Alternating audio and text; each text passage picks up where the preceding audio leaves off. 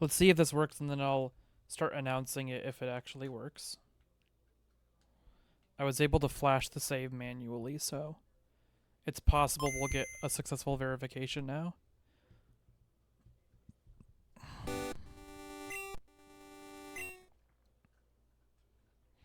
Fast options. Oh, shoot.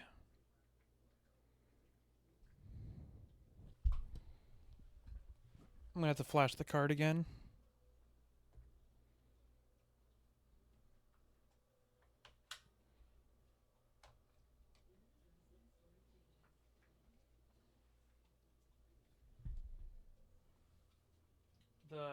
The cartridge seating didn't take on the console. So it opened up to like, hey, let's start a new game, and then just like died. Completely died. Okay.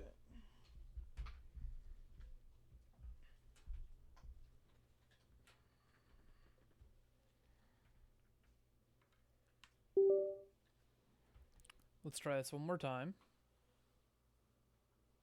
ROMs, save, flash, replace, eject.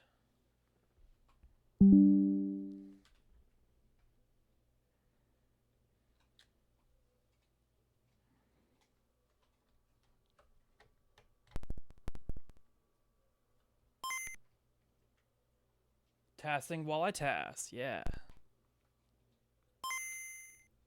Blink twice if I need an assist. Thanks. I think I'm good for now. Okay, that's promising.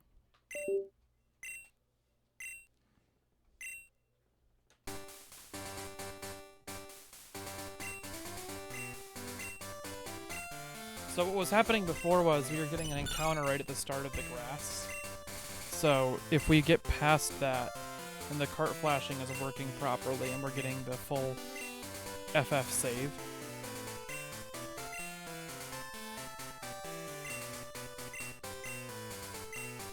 And then we just have to watch it for another 2 hours and 50 minutes or so.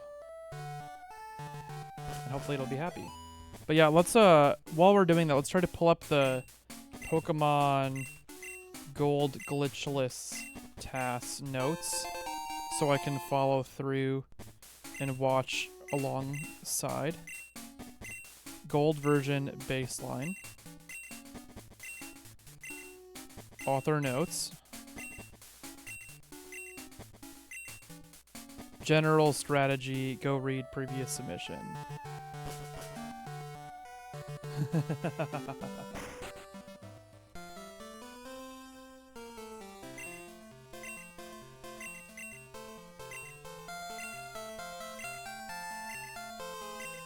I freaking love the way that the Pokemon games look here. Oh, hello, Goddess Maria. They look so beautiful with GBI set up. Yeah, I'm gonna try to follow along reading here. The first big thing is the first gym, so we might not have much to talk about until the first gym, but just to recap, this is a new TAS of Pokemon Gold by CasualPokePlayer. A gold glitchless TAS, so it is close to 2 hours and 50 minutes long if it works. And the big if it works, the first spot right here will be a...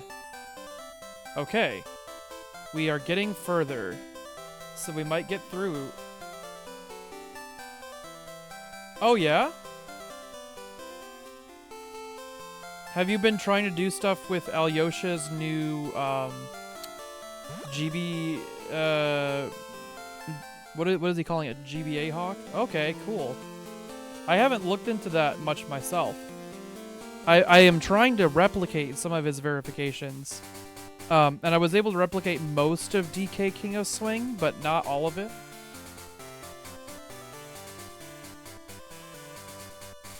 Oh, neat. That's really awesome.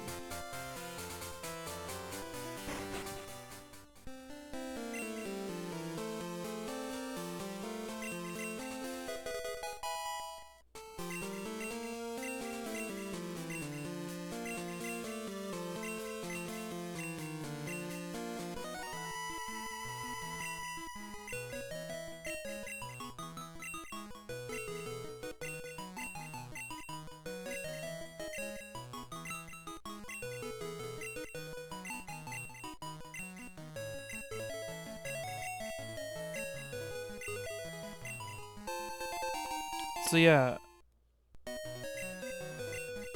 Yeah, they wouldn't an open closure. There's a new emulator that Alyosha is working on, which is what we're talking about with Goddess Maria, which is being made by, yeah, I said being made by Alyosha, but it's a whole new like level of accuracy over MGBA. It's able to do things that MGBA just like structurally isn't able to do in terms of accuracy. So it's slower to TAS on, but it has the potential for, at least in the long term, to get closer to GBA accuracy. Cherry, Mom just tried to shut the door and then you opened it again. What a silly doggo.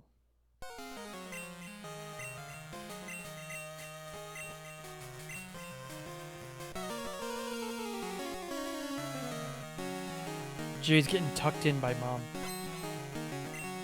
The best.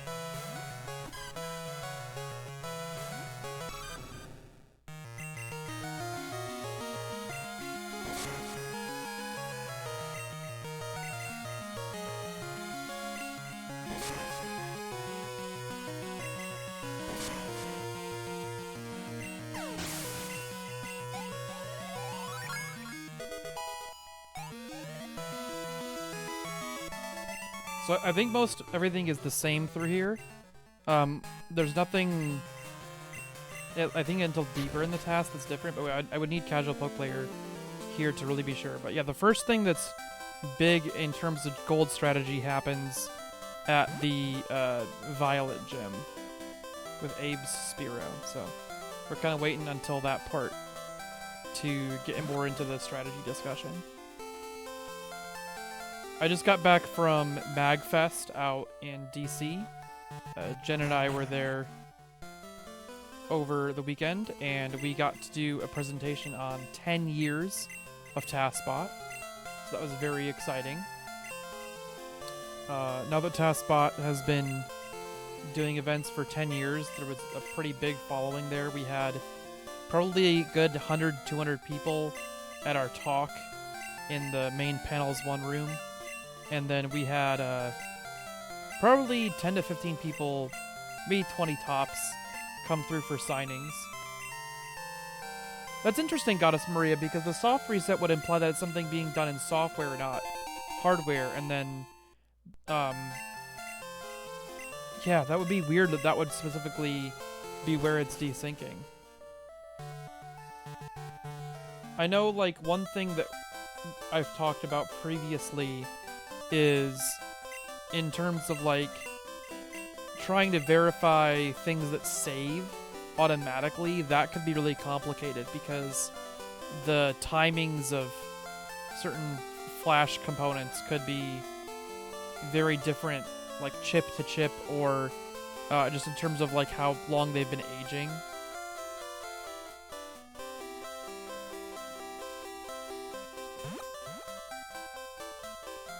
So with those access timings being different, that could be an interesting thing for console verification.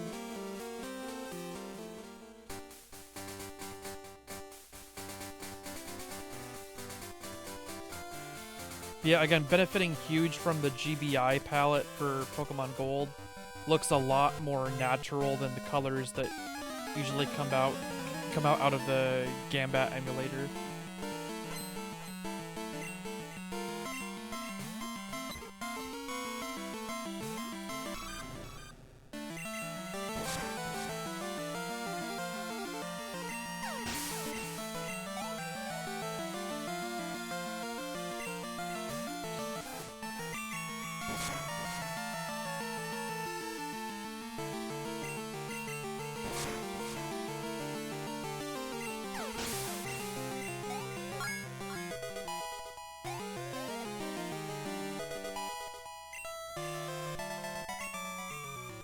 Rage comes in very useful here.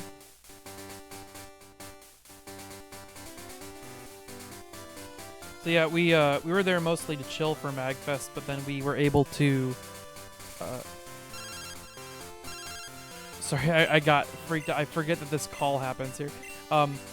We were able to do mag fast as well. So Dwango played back some TASs while a live audio was being played over them. So people are like getting like fan requests through donations to have live cover tracks be played over their favorite TASs.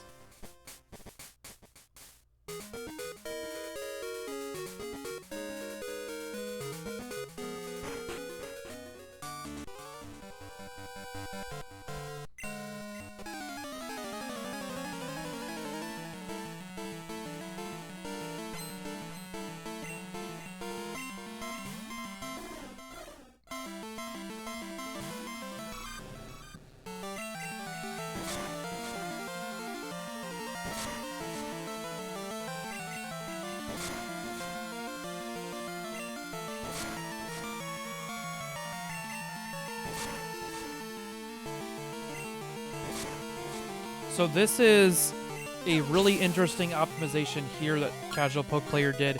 There is a min roll of 5 from that Spearow that's harder to manipulate, and whenever Totodile is in yellow bar, that causes 5 frames of lag because the engine running these games is essentially the same engine as Yellow, and Yellow's engine is essentially the same engine as Red and Blue's, and yet Red and Blue's engine was designed for the Game Boy, not the Game Boy Color. So when they added colors into the game in the Game Boy Color Pokemon Yellow game, they did it in a way that has like this 5-frame lag transition, depending on the context. So you see here now we're in green bar again. When we enter battles in green bar, it's 5 frames faster than entering battles in the yellow or red bar, and that's because it has to change the color of that bar from the green to the yellow or red when it loads up the colors. So it is faster for us to take all 3 of those min rolls there, 5 damage, because we'll stay in the green bar for a while later in this run.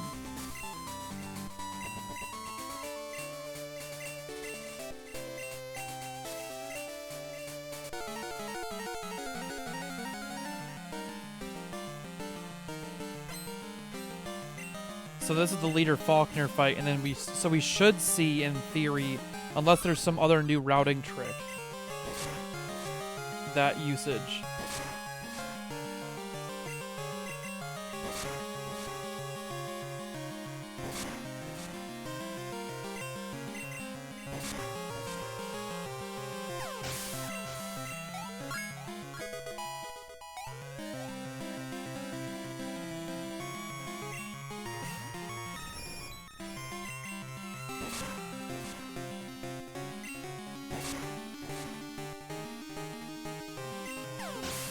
Rage crit, so you see we're still in green bar here. And because all those min rolls being manipulated, keeping us in green bar right here, we end up saving a bunch of frames. Those 5 frames add up over time.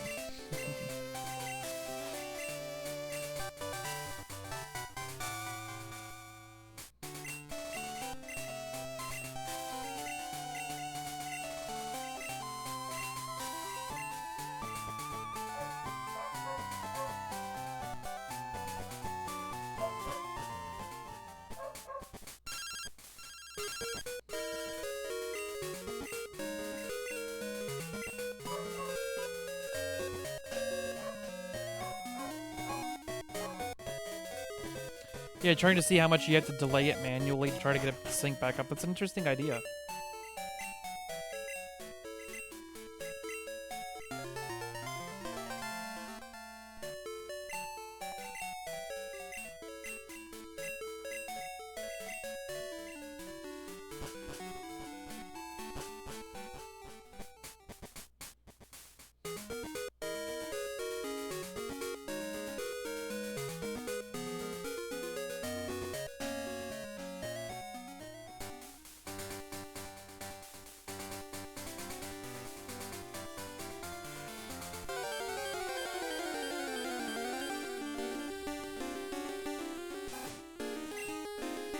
Ah, but see here.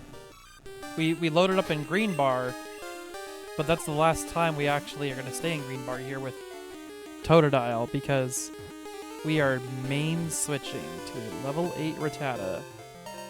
And the level 8 Rattata is manipulated to have DV's CBCB, unless something's changed in this task.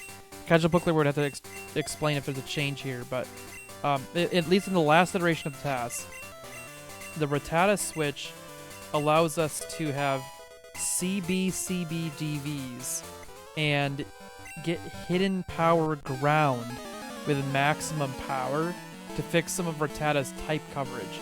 But the main reason and thing that we use Rattata for is not because it's super powerful, not because it's much better than Totodile or anything, but simply that Rattata's cry is much shorter when Rattata enters battles.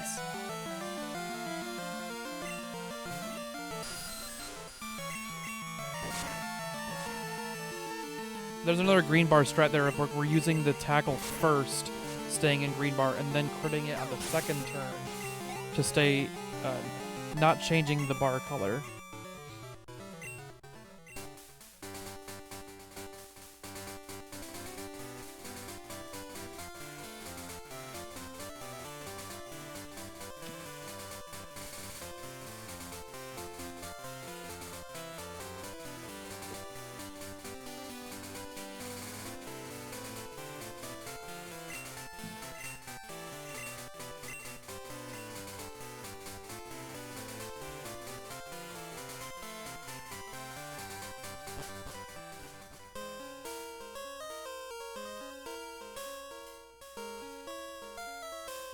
I wonder do you have to repel away encounters in this, or I'm curious if you have to repel or like can just get encounters in this section, and those are being manipulated, because that would make a lot of sense.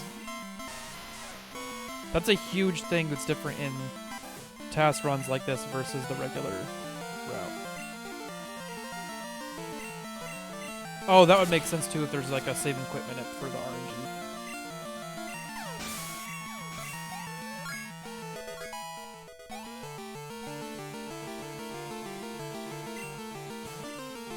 It actually, now that I think about it, it would be really interesting to build a ROM hack. Like so I did a ROM hack, unless if people aren't aware, of Pokemon Yellow that just fixes glitches in the game and fixes like information security level problems with Pokemon Yellow. I'm thinking now that I'm watching Gold again, it'd be really interesting to do that for Gold, Silver, Crystal, because the HP bar drop problem, where the rate is tied to the amount of HP you have and not simply a percentage. If you fix that, this game could be a lot more fun in the end game. You'd be really blitzing through things at a more reasonable speed. And I think that was one of the fights there we just saw where Mud Slap is used, and Mud Slap, we intentionally Gen 1 miss the accuracy drop. It's called Gen 1 miss, but in this case it is a Gen 2 miss, I guess. But yeah, the accuracy drop of Mud Slap in Gen 2 has a 1 in 256 chance to not happen, because of the same kind of math problem that the Gen 1 miss happens.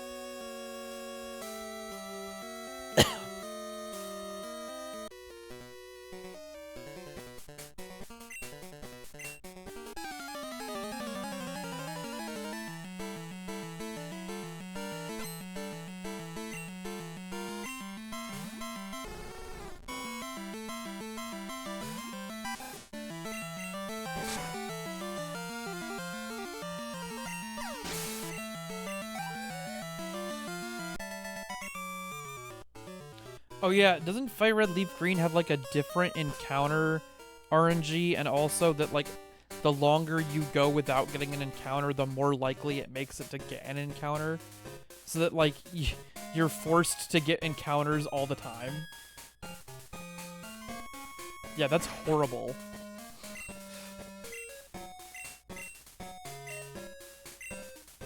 Because it means you could get lucky, or you could get unlucky and get an encounter really quickly, but you couldn't get unlucky and get an encounter super late.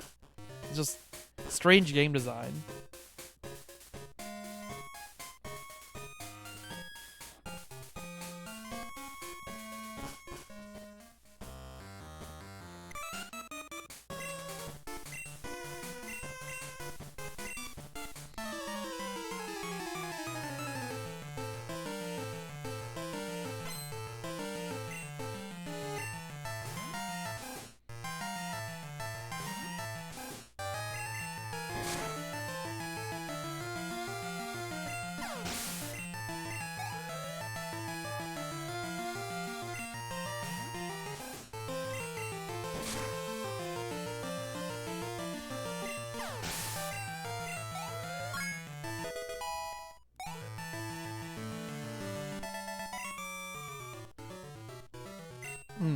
So we're using Swift now, and we had to take a small detour to get that, but it ends up being worth it because it's a one-hit KO in many ways, and also it has so much PP that it allows us to not use PP restoring moves nearly as much.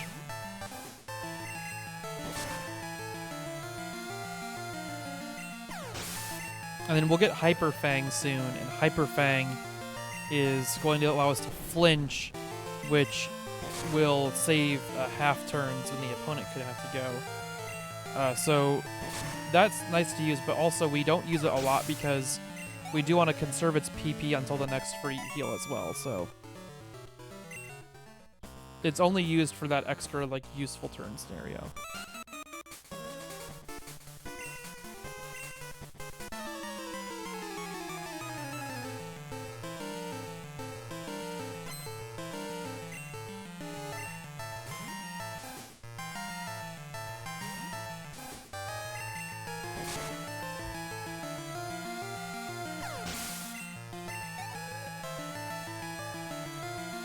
I'm gonna go out and make sure to link to people that the TAS is working now.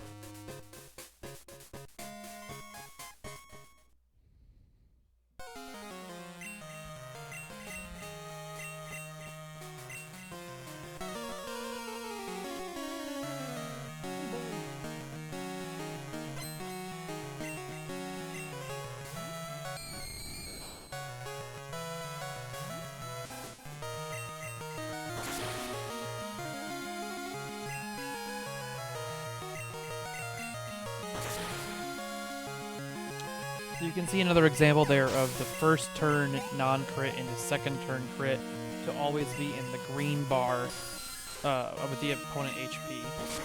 And we use that same technique in yellow as well. Like I said, because the engine is heavily borrowed from yellow, the same problem exists in that engine. So we do a lot of the same things with both.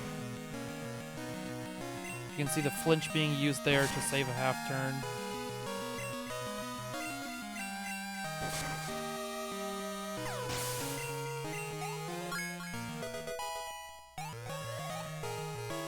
huge experience gain from Bayleaf.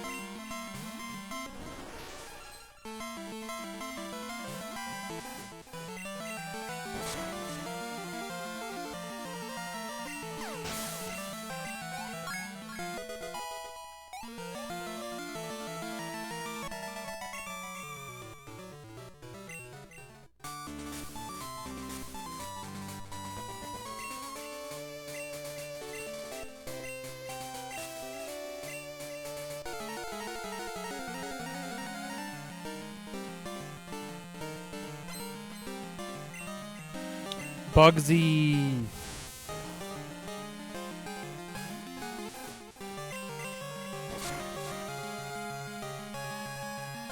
Crit one-shot Metapod. Let's go.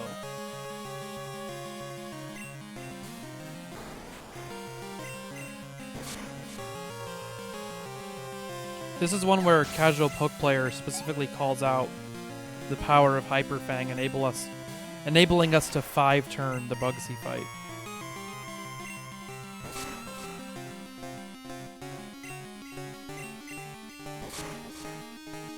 That looked like a 4-turn, so I could be wrong about, or something could be written wrong there, or that could be an improvement over the previous TAS. Wait, that was definitely 4 turns overall. And you also saw something interesting where we wanted to change moves second. So I've been talking about, like, we always want to go green bar and then the crit for when we're using 2 moves to kill something. That was an exception where we wanted to use the same move we were already using and then only switch for the last turn, because otherwise we would have had to switch to a move and use it and then switch back to the same move and use that one. And those 2 move swaps take 14 turns versus only 1 move swap, and the color switch is 12 turns. So it's actually 2 frames faster in this case to not go for the color lag save. You only want to go for that color lag save if it means you're able to, or either you're going to have to change moves twice, or if you are able to do the color lag reduction while staying on the same move for the first usage.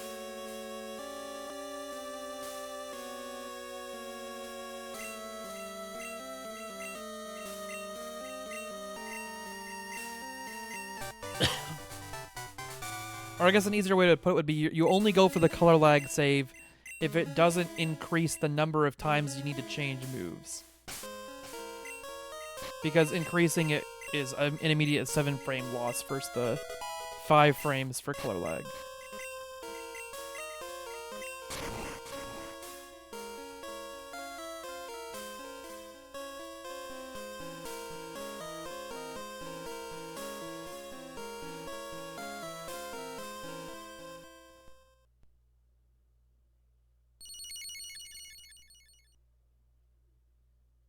What?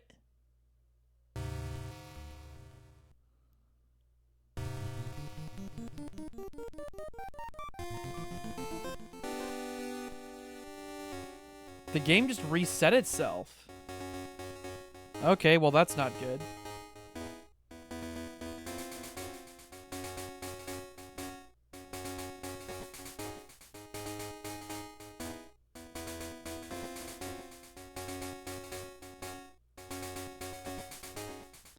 I didn't see the reset code go through. That's really strange. Okay, so I'll try this one more time. If it doesn't work this time, I'm gonna have to call it a night for attempts of this because it'll be getting too late.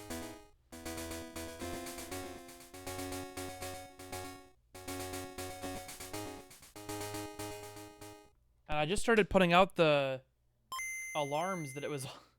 Hey, everyone, come watch! This is working. It's really cool. No, actually, console verification is still temperamental when you're doing 3-hour-long verifications.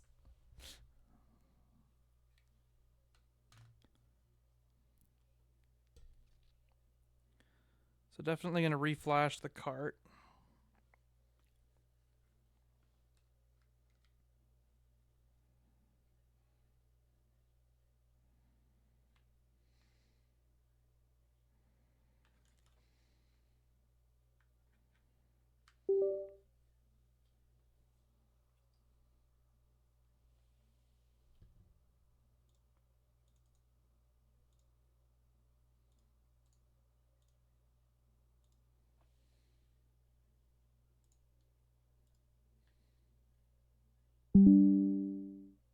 Okay, we've got that done.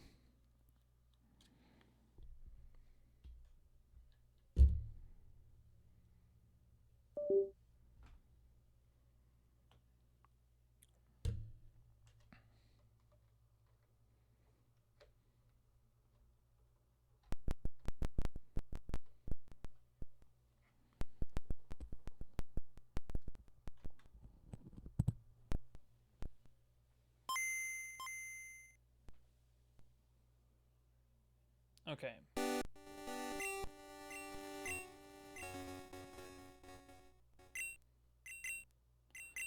We'll try it this one more time, and we'll see how it goes. So, from the top again, we just got up to past Bugsy in a console verification attempt of CasualPokePlayer's new Pokemon Gold Glitchless TAS. And we had a crash just after Bugsy in one of the forest areas. So, we are trying it again from the top.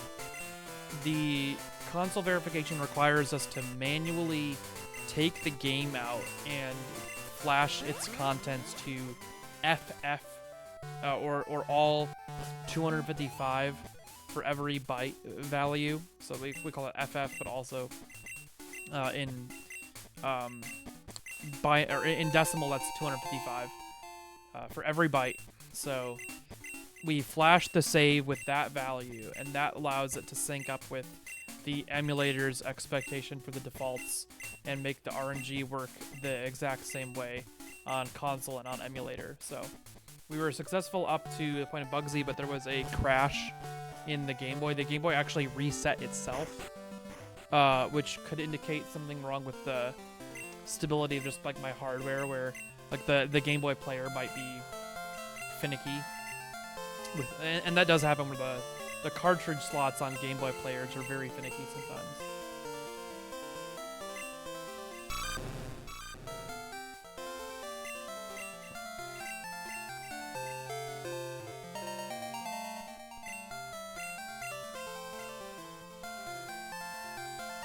And yeah, this is a TAS of Pokemon Gold Glitchless by CasualPokePlayer in 2 hours, 51 minutes, and 12 seconds, I believe. So, really good stuff there. Glad to be watching it. Glad to see it. It's over a minute faster than the previous Pokemon Gold Glitchless TAS.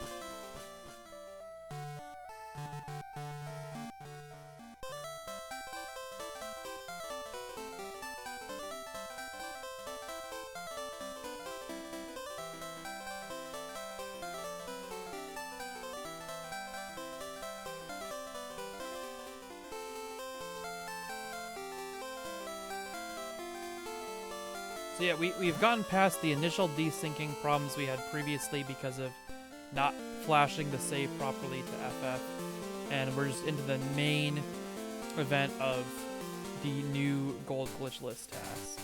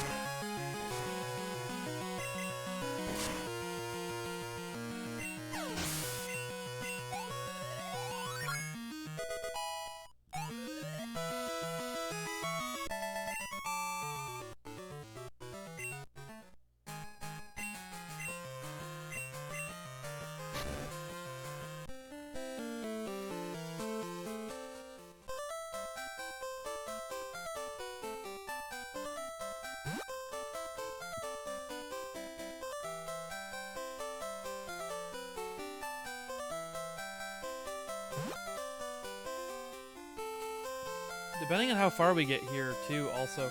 I am hoping this verifies all the way through, but it would be nice for CasualPokePlayer to be able to be in chat for some of it, too. So, see how it goes.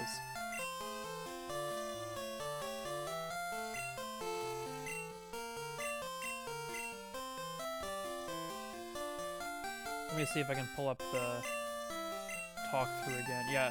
So we're really light on commentary here in the beginning because the only thing you really see that is new in the very beginning of the game, or kind of weird, is the fast options glitch, which I discovered. That is used to help set up, I would have to imagine, the lottery ID for later in the game. Because there's a back out for a couple things to start the game at a very specific time. And the fast options is used as part of that for setting a specific lottery ID. And then we don't really see anything else weird until Faulkner, I believe is the name of the gym member. Oh, and it starts to get set up at Abe in Faulkner's gym.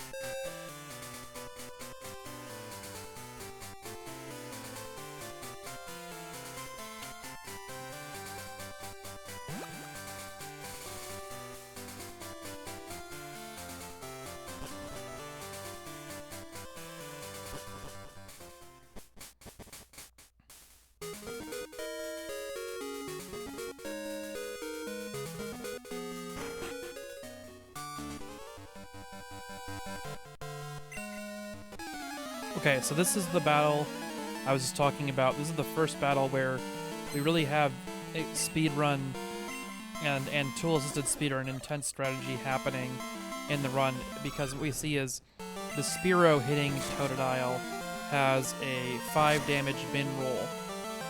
It is relatively rare, and we get that roll to happen 3 times. And the way that's used is it ends up saving 5 frames later here when we catch Rattata. And oh, I said catch Rattata. Little mini spoiler, we're not using Totodile for the whole run. Though I don't think that was used in the previous TAS either. So, be on the lookout for that. But we took specifically 15 damage there because of 3 5 damage min rolls. Solvatroll, welcome by the stream. And that will mean that we save 5 frames later by being in green bar instead of yellow bar. And that just refers to the color of the HP bar of Totodile.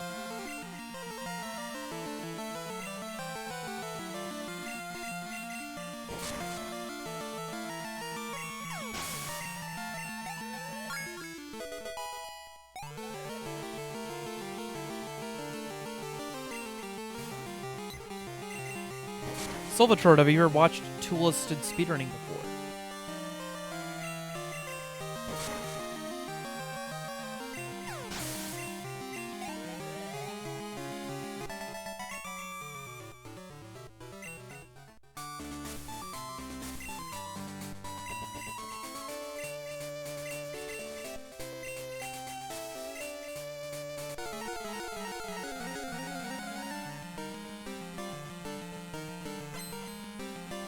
Oh, my yellow TAS. So I'm glad you're here.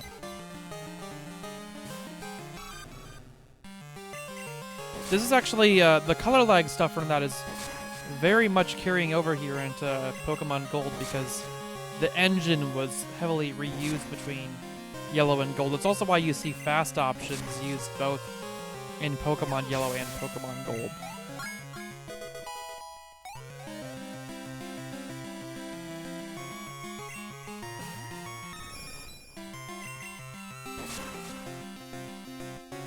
So you see we're still in green bar here with Pidgeotto hitting us. And that rage gets us a one-shot.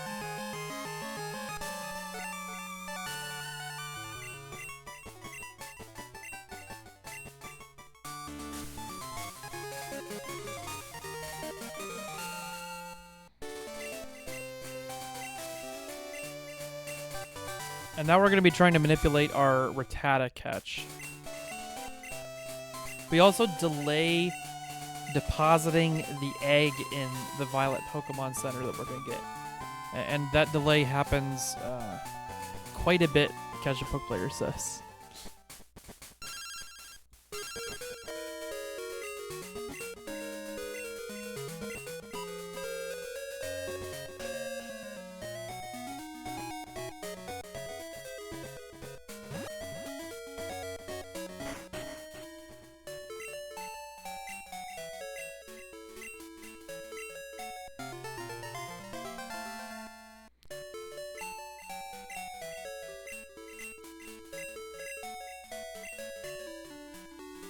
So now we have the egg, and you can see we don't go deposit it right away, we just immediately leave. So we're going to deposit it later.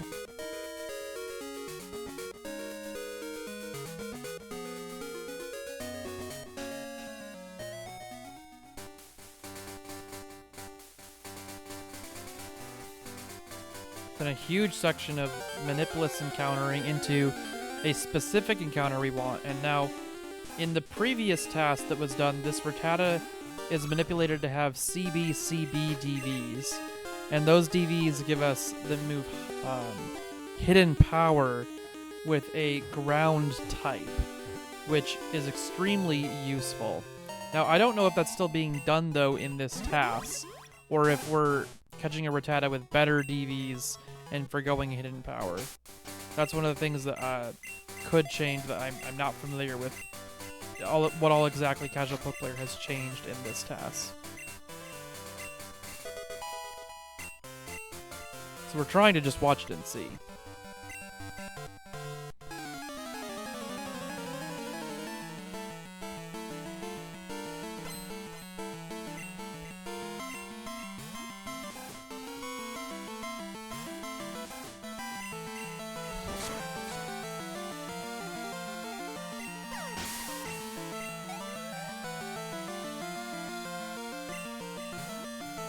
Yeah, and that's why I'm mentioning it, because I thought I remembered him saying that he was skipping hidden power.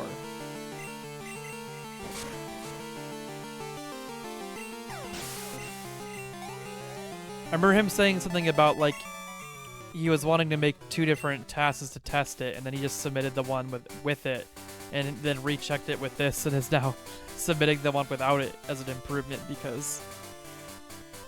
And that makes a lot of sense, because catching this Rattata is so early that you can't realistically perfectly check the whole task without doing it, and at that point, you're going to do one and then try the other, and you might as well submit the first one while you're trying the other.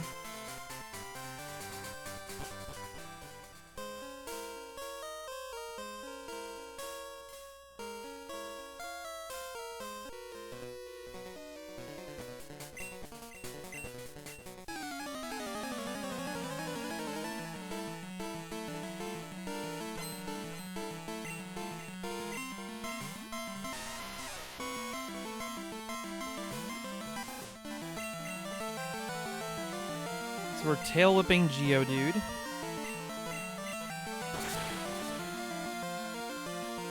Then we have a single Mud Slap crit. We don't need to Gen 1 miss the accuracy drop, because as long as it kills, Mud Slap will not drop the accuracy anyway. That's a Gen 1 miss accuracy drop. That should have dropped accuracy and didn't. So that's a 2-shot of the second Geodude here, including the accuracy drop.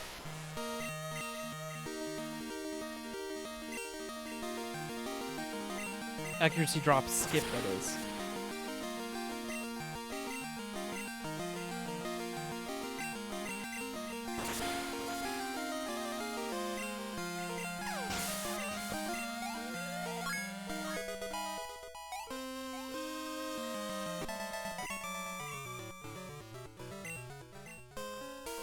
Yay.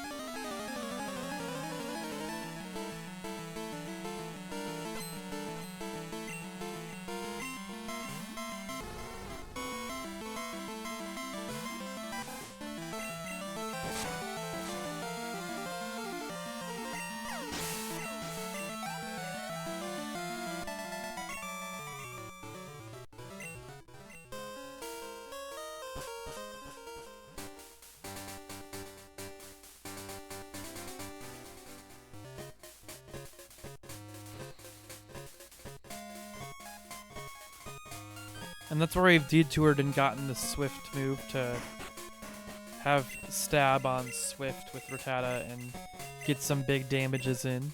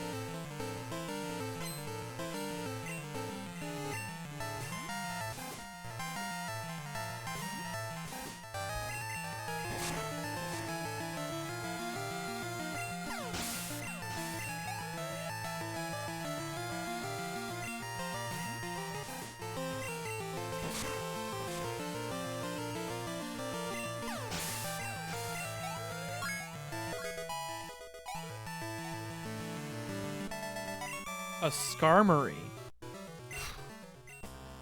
Maybe? Let me check.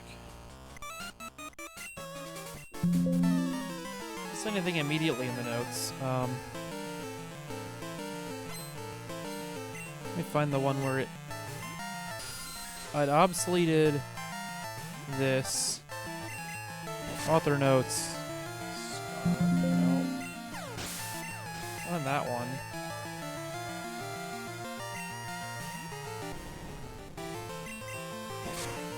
If there is, I don't know where it would be.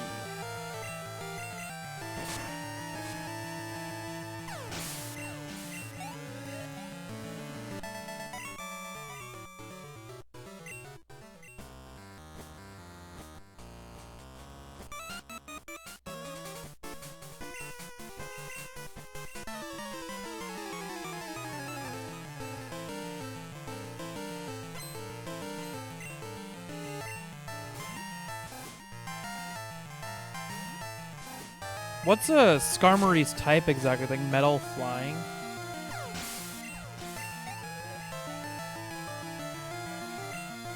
Steel flying, yeah.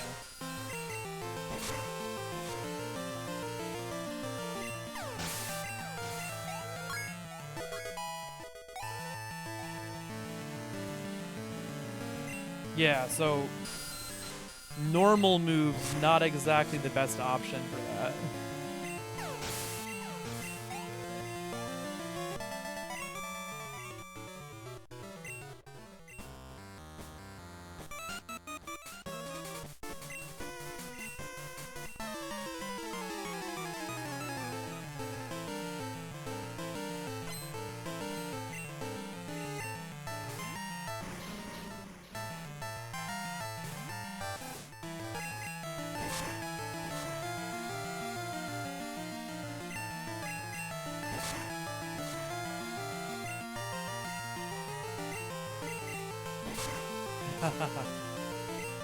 Yeah, and this task is one where you have to fight so many random extra trainers that, like, the cry length really, really saves a ton of time, and it allows you a room for a couple of those differences where you might need to do something slower in one fight just because the cry length is so valuable. That's a big part of, too, of how Mr. Went's Pokemon Red Blue run really changes things up. Of the cry length of Nidoking is actually quite bad, and the only reason that it ends up being valuable in Red Blue Yellow is that Nidoking can just one-shot everything, and with very little needing to refresh its PP usage. So yeah.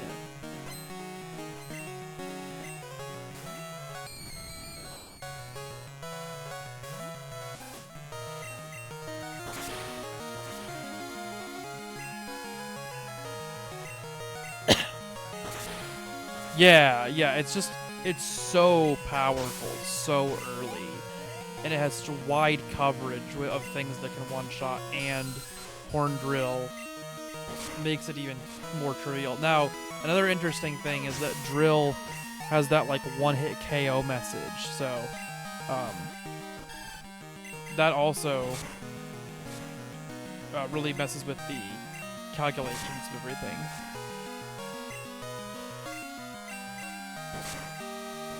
But yeah, that ending idea of doing Squirtle into Tauros really works well in Red Blue. And I wish I could find a way to make it work in Yellow, but the Tauros is just caught at way too low of a level to make it remotely feasible.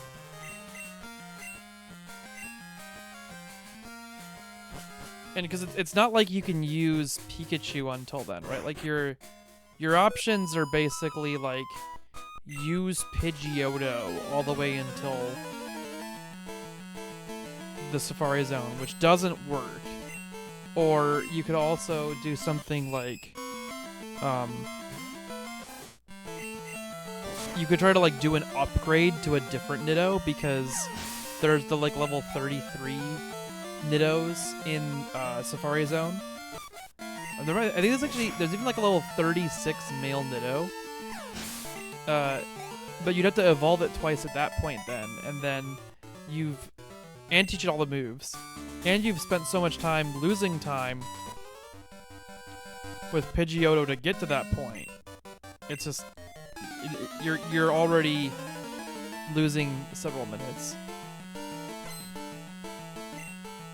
But it's a really interesting like thought problem still of the yellow routing of what to do to try to make it more like Mr. Wint's Run, because now Mr. Wint's Run is like 8 minutes ahead of yellow.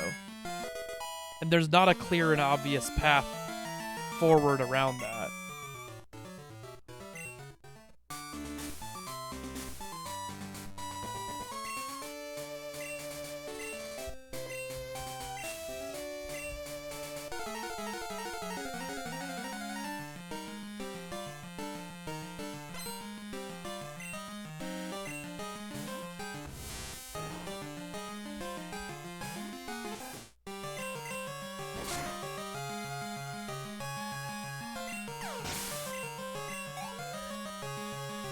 Oh yeah.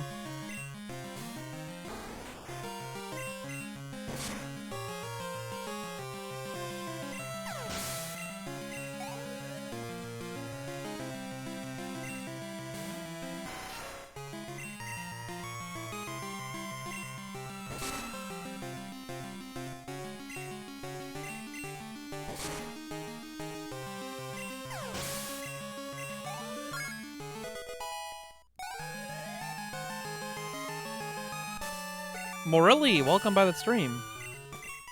Yes, very lucky, very, very lucky TAS.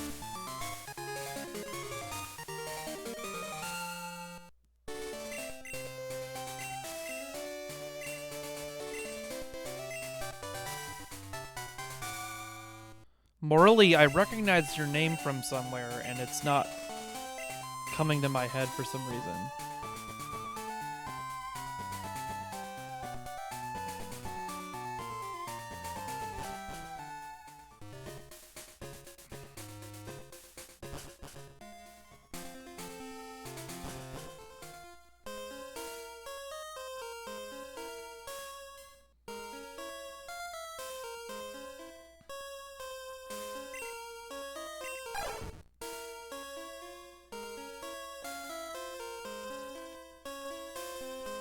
Oh, BizHawk development. Yeah. I had to look it up. Getting lucky is not a crime. Oh, that's a tight reference right there. Oh man.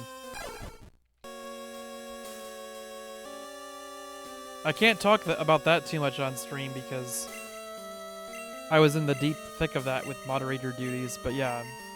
If anybody hasn't watched Pulse Effect's video on the Jadiwi controversy, go take a look at it. Pulse Effects did a good job summarizing everything.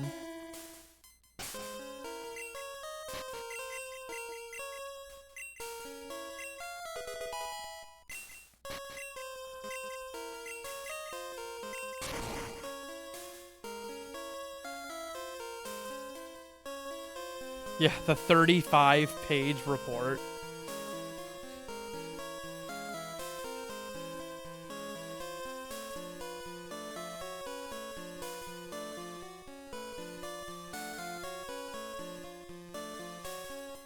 Yeah, I wasn't too aware of the situation, but it seems very much like people were aware that he was cheating for a long time and just waiting for him to make that slip of something obvious. And once they found the platinum thing, like, yup, there we go. Oh, there's the Abra encounter. Okay, so now we have an Abra.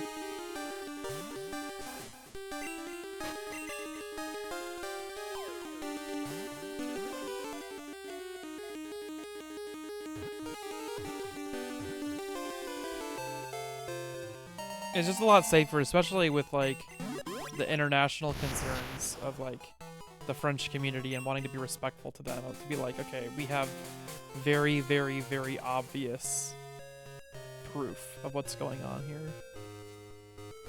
So. Anyway, yeah, back to CasualPokePlayer's TAS.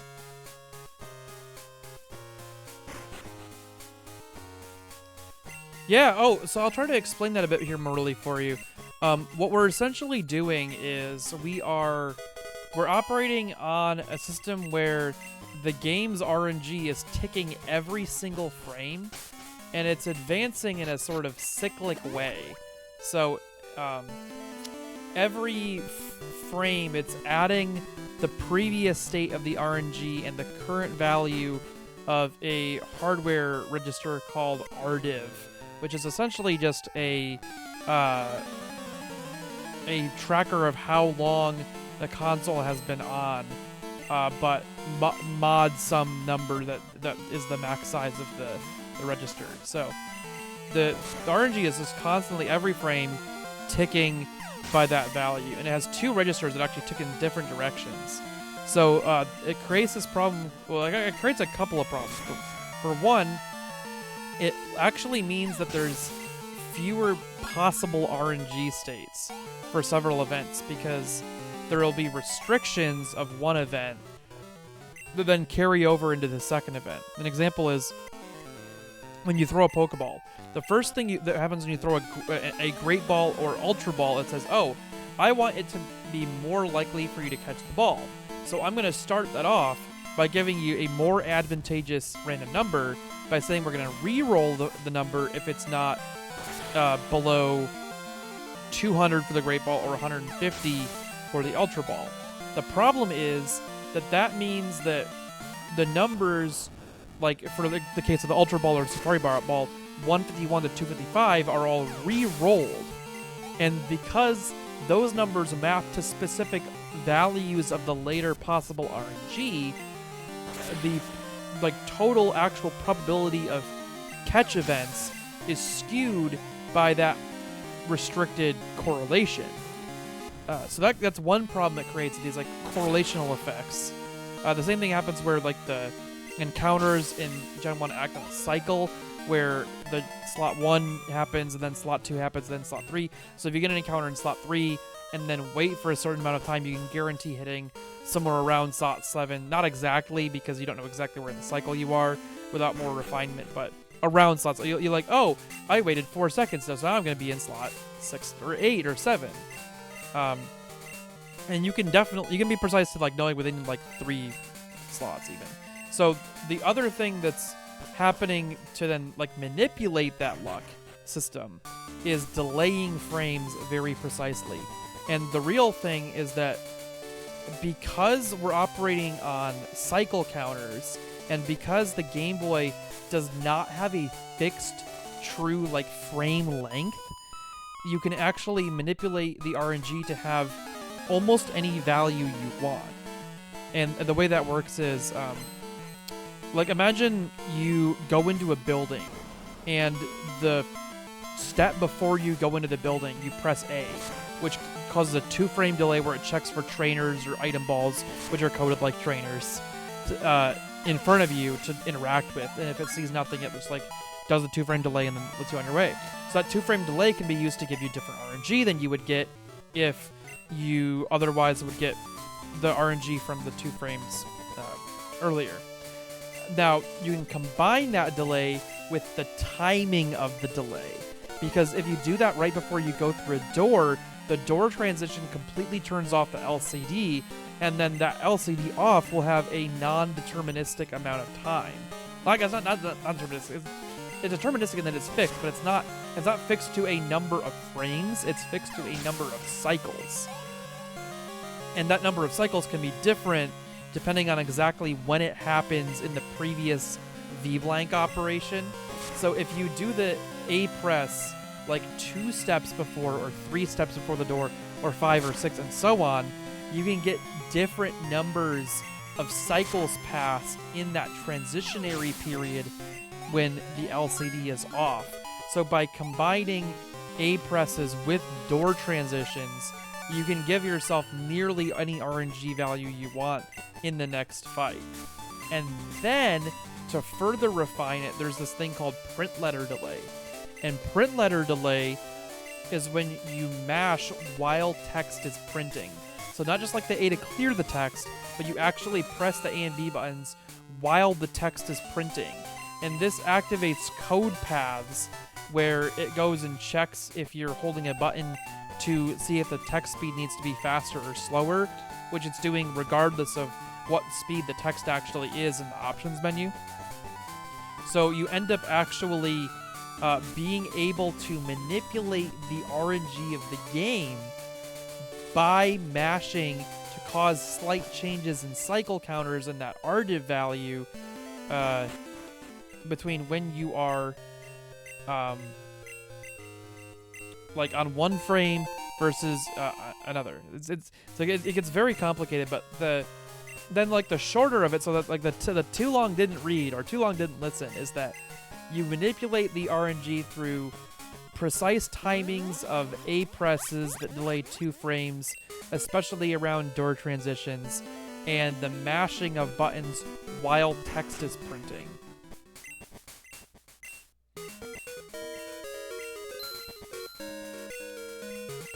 Yeah, and the reason that it's dejanked is so much is by Gen 3 they're using an actual pseudo-random number generator, like one that has known statistical properties, and so it's still manipulable because in Gen 3 the pseudo-random number generator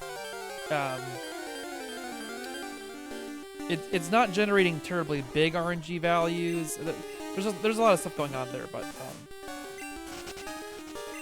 yeah, it's very interesting. It's because the Gen 1 and 2 RNG is not based on a true cryptographically secure PRNG, you just get very, very janky things happening that like aren't even necessarily tied to it being an 8-bit system or 16-bit system.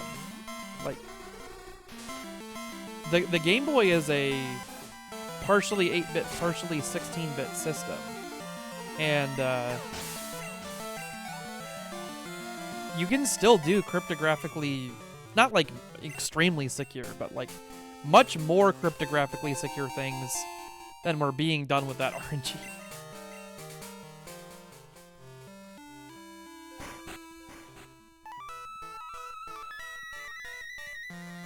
That does make me think, though, for my yellow ROM hack, I should actually go back and try to change how that text like print system is done, so that it just like somehow like knows not to run any of those instructions if like based on the text speed as opposed to based on the buttons. Like it shouldn't be running the routine of checking where the buttons are held if the text speed is a certain way.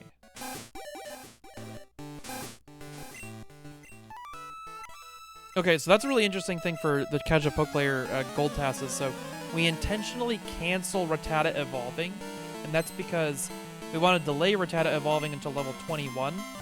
We already have one level up move at level 20 for Rattata, and then we have the evolve, which is more time loss. But then after the evolution, Rattata learns, or not Rattata, Raticate learns a move at level 20, and that will be attempted if you don't cancel the evolution. So the overall fastest thing to do is to stay at level 20 Rattata, and then only evolve when asked again at level 21 when you don't have a Raticate level up move. Very fascinating. Oh, and because the previous desync happened, I didn't get to talk much about the or at least in this iteration of the test, about MagFest. So over this last weekend, Jen and I were in MagFest in DC doing presentations about TASBot. We had maybe a few hundred people, like 100 to 200 or more. And then we had a couple, maybe like a dozen or 24 people come in for signings of autographs with TASBot and pictures. So Dwango and I and TASBot got to sign and take pictures of people. So that was really fun. And yeah, just a blast to go down and do. MagFest is always really fun. I love the LAN room. I love just like playing video games in public with people, having people come by, ask, "Oh my gosh, you're playing, what is this game you're playing? Power Wash Simulator? There's a game where people power wash things for fun? Who does that? oh my goodness, that looks so cool though. And then people actually get around to talking to you about your obscure fun games like Power Wash Simulator. Which I guess aren't that obscure because Markiplier played them, but somewhat obscure. The run being cycle dependent sounds like a nightmare for syncing. Okay, Smurly. Now, I haven't even told you the craziest part yet about the cycle dependency thing, okay? There is an even crazier part to this. Because of the way that V-blank timing affects like the cycle length of frames and all this weirdness about frame lengths. And because of an interaction of when the real-time clock code happens and how it operates, the code that calculates the time or increments the time for the real-time clock can change the carry register depending on whether the RTC ticks over at a certain time. And because of that, the real-time clock actually matters for syncing Pokemon Gold. So what we have to do to make these runs console verify in this way is not just make the TAS for a specific version of Pokemon Gold, the US version, where it's exactly running all the US code on a perfect emulator.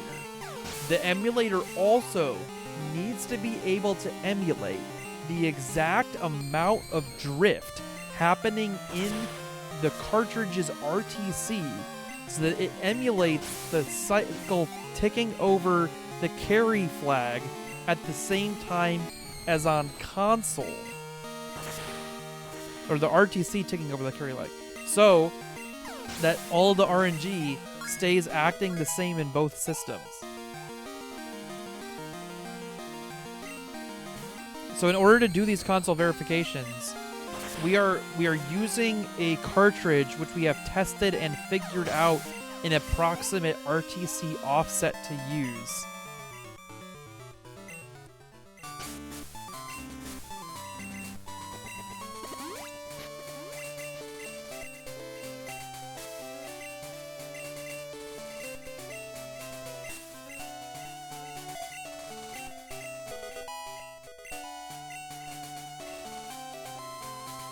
The precise description of that is called clock drift, where we're getting clock drift between the clock on the Game Boy, which doesn't really matter because the clock on the Game Boy is like universal for all of its subsystems.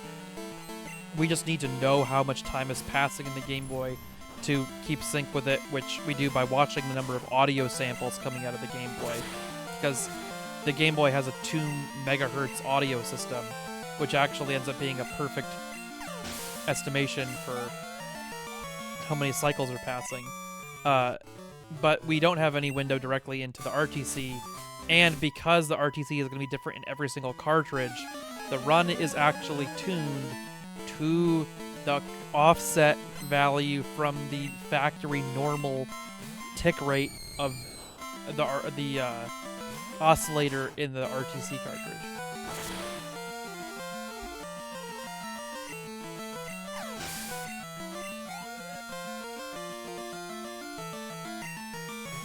And that was first discovered and accounted for in the Mr. Wint Crystal Glitchless run.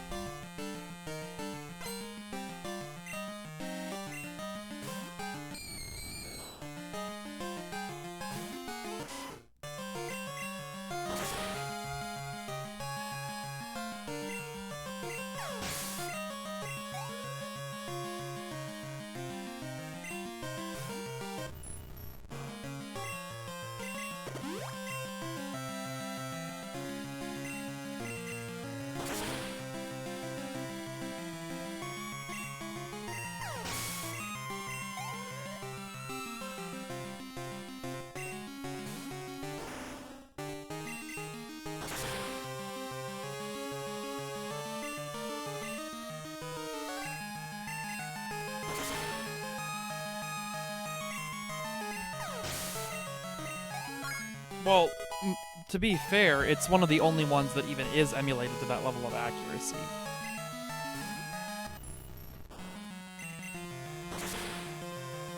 And that quirk I just talked about is more of a concept of the cartridges designed for it, which were designed later in its life, and not just the accuracy of the original system. So. The stuff going on with the difficulty of accurately emulating the Game Boy itself is involved with the way it uses interrupts. The V-blank interrupt system enables some really strange accuracy quirks.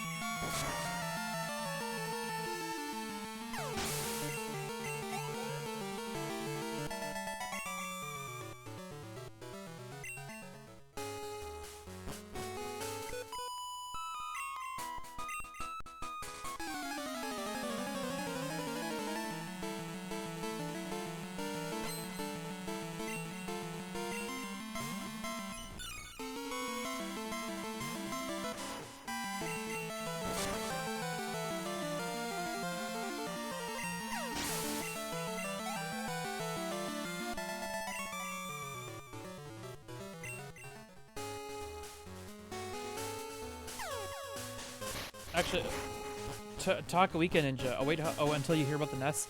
Yeah, the NES also has some really, really complex emulation accuracy stuff, which the NES and the Game Boy actually have some similarities in a lot of their design.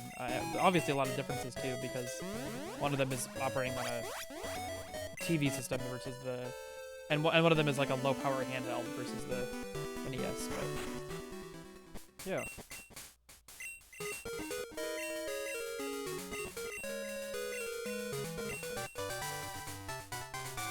It's interesting that, like, in many ways, the Game Boy is more powerful than the NES. Like, I think it came out later, so that kind of makes sense. But it's a little bit lower resolution, but the Game Boy, through certain trickery, is able to play full, like, video at, I think it's like effectively like 160 by 72 resolution, stretched to 160 by 144. Like the color is halved in one dimension. Oh, it's the same way for the Game Boy, Taka Ninja. Yeah, Game Boy and NES stuff is both like revision specific.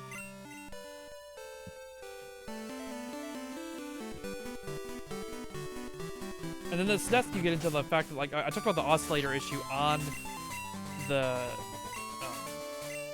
Game Boy stuff, but the SNES requires, like, clock stabilization across multiple clock sources in the console itself. It's not even a matter of clocks in the chips or cartridges. There's clock sources, multiple clock sources happening in the console, which really messes with things.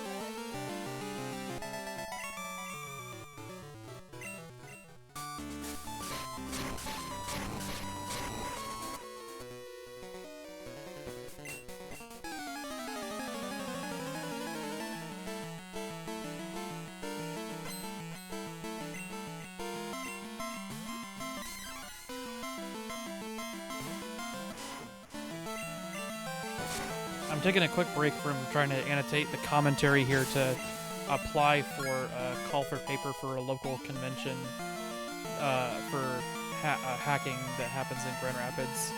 It's called GurCon. So I'm gonna try to apply there and see if I can present.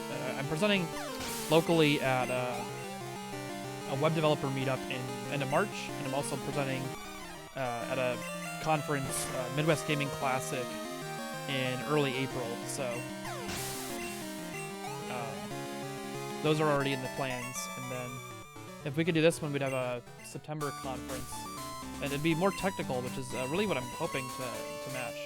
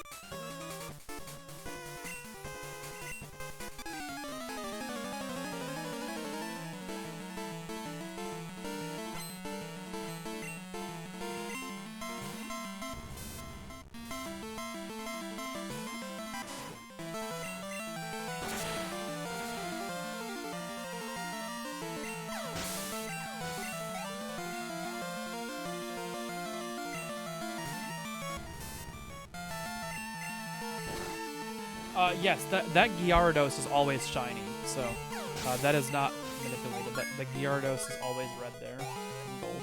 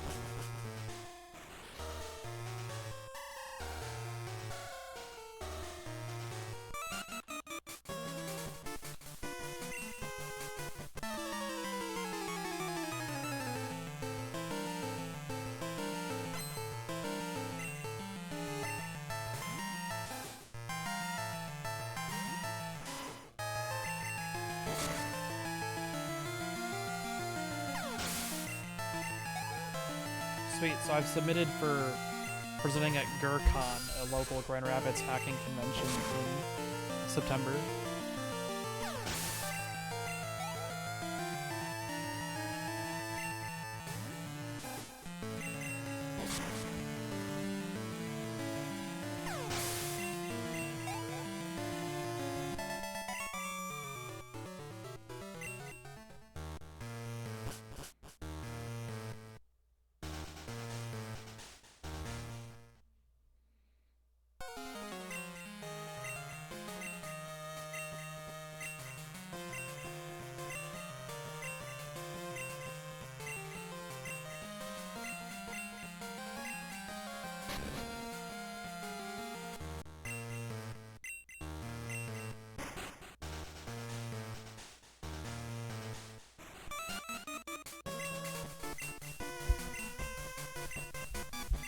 Marley, I don't know if you saw, but in some of the work in our Pokemon scene, I tweeted about we've been able to do a compilation of the Gambate speedrun emulator to WASM or WebAssembly, such that now we can actually play Pokemon perfectly accurately in the web browser.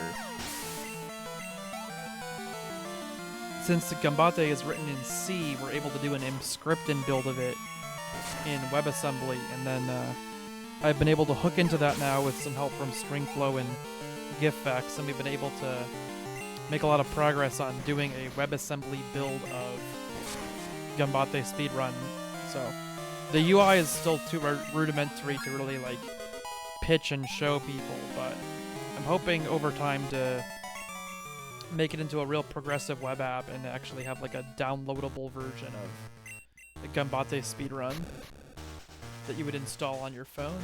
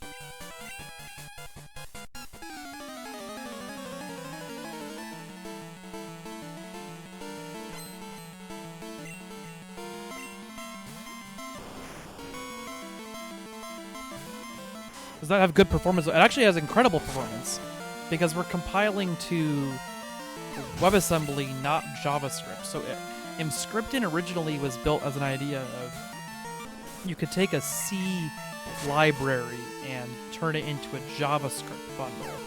But what they've been able to do now with Emscripten is use WebAssembly. So you're compiling the C to a low-level assembly language, which is then interpretable by web browsers into a more close machine code. So what we're doing with the Gambate speedrun UI is trying to just interface with that lower level code and build the website. And actually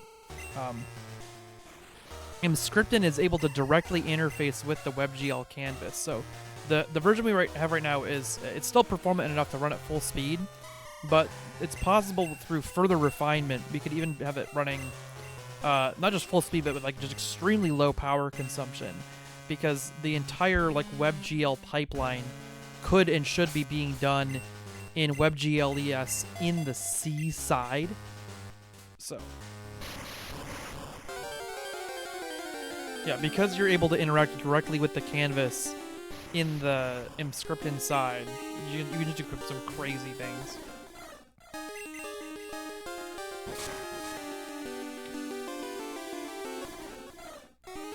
Can you know?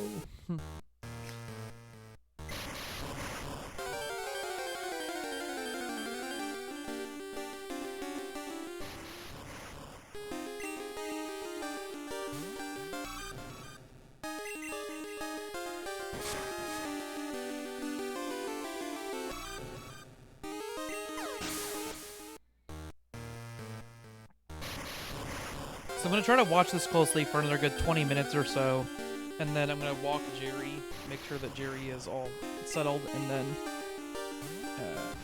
check on the wife and everything, and come back and we'll finish it from there.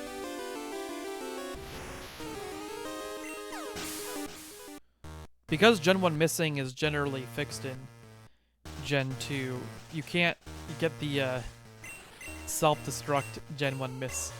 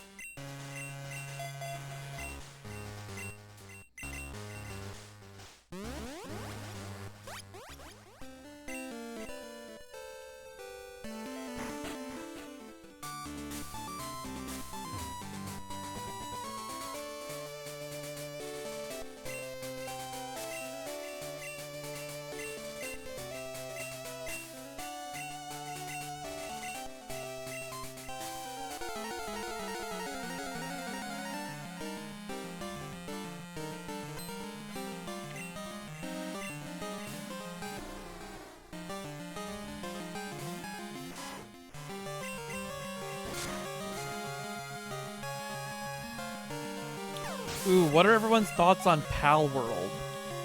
There's been this stuff going around about the Pokemon clone Pal World on Steam, having sold 4 million copies, and it's also clearly, very, very clearly infringing on Nintendo's IP significantly. It seems to be some sort of like AI-generated modeling system where they've like mapped face textures onto models from other Pokemon and created these like combination monstrosity things.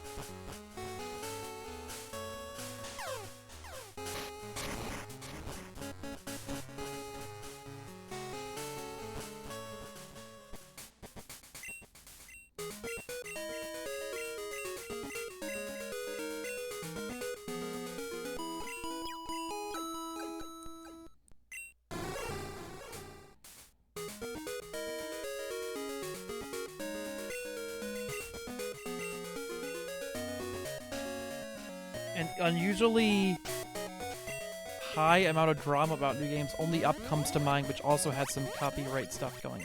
Oh, that would explain a lot.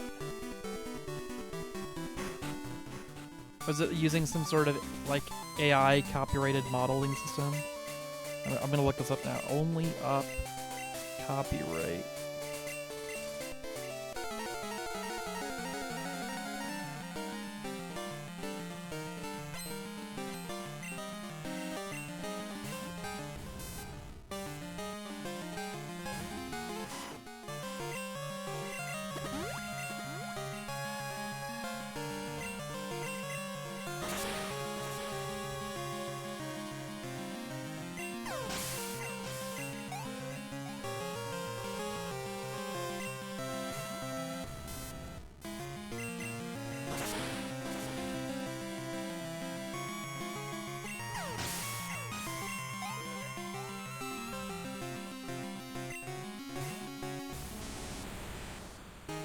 Yeah, Only Up did it. So you're right. I didn't know this.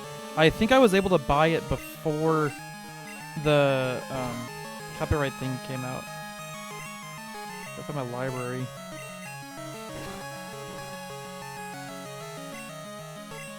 Yeah, so I have a copy of it. Was that one by the same developer who did what was it called? Can I go to the store page? No? Yeah, okay. Steam Only Up.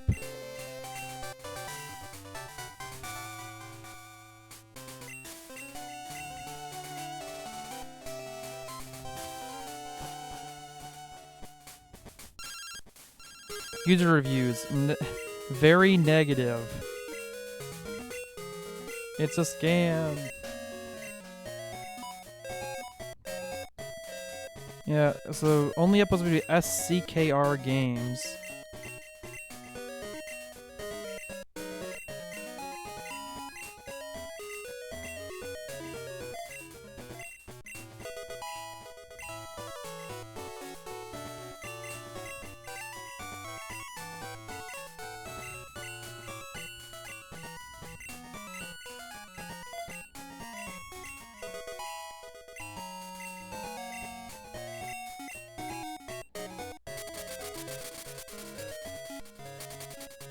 It reminds me a lot of the concept of getting over it with Bennett Foddy.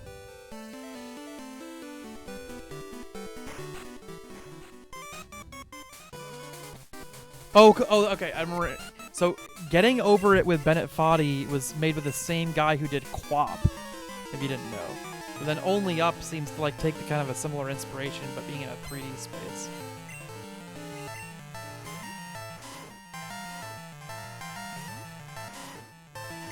But that makes sense now that since it was a different developer doing Only Up, that it was like a cash grab asset flip type thing.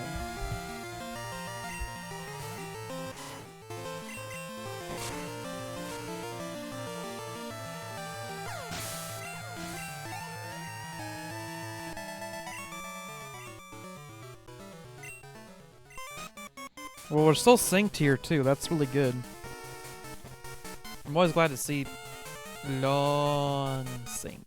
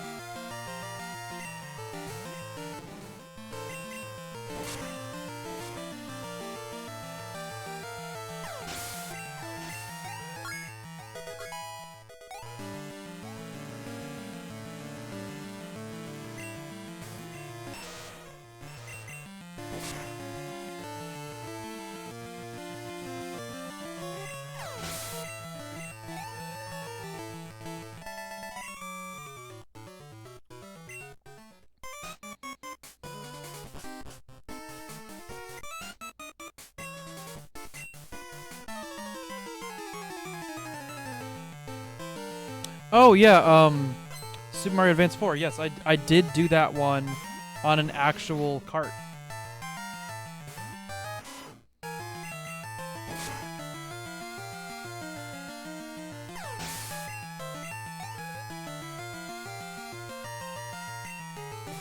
Are you getting some potential differences from using a flash cart?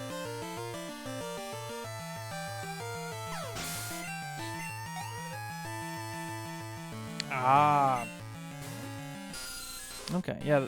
And like as in like the flash timings are probably being designed for original chips with their about approximate like current level of decay, where a flash cart could have very different timings in that respect.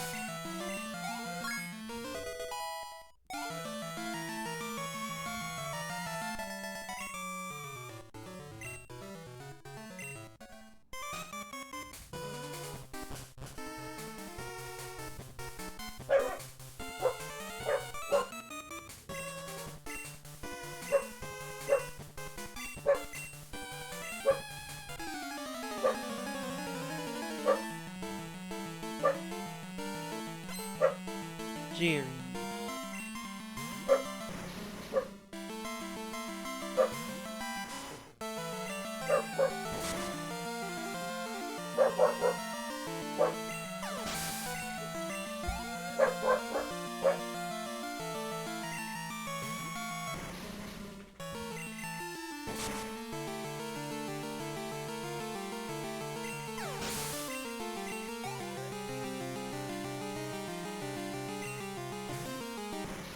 Hey, I'm gonna go take care of Jerry for a bit, guys. I'll be back soon.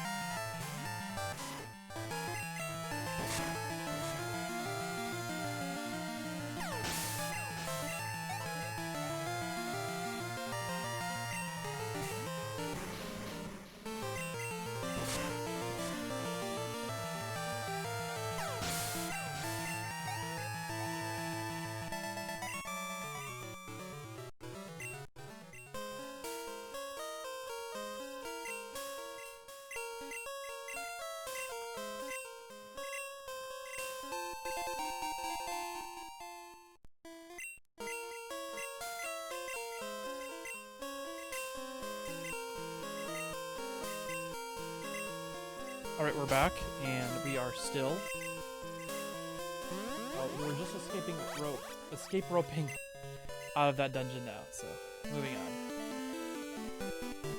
Let's try to see what we're doing.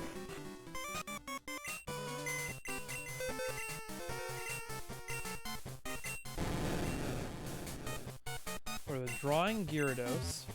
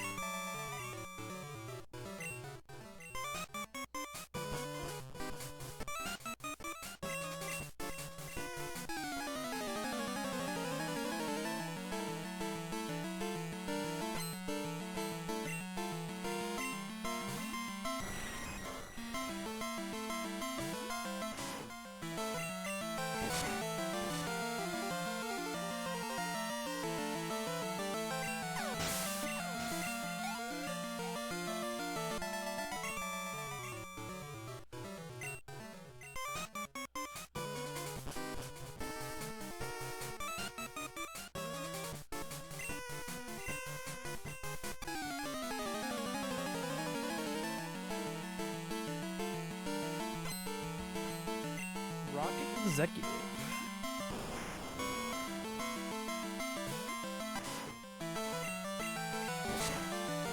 Oh, so we take out Gyarados to train Whirlpool and Waterfall. So that's what we're using it for, the HM friend.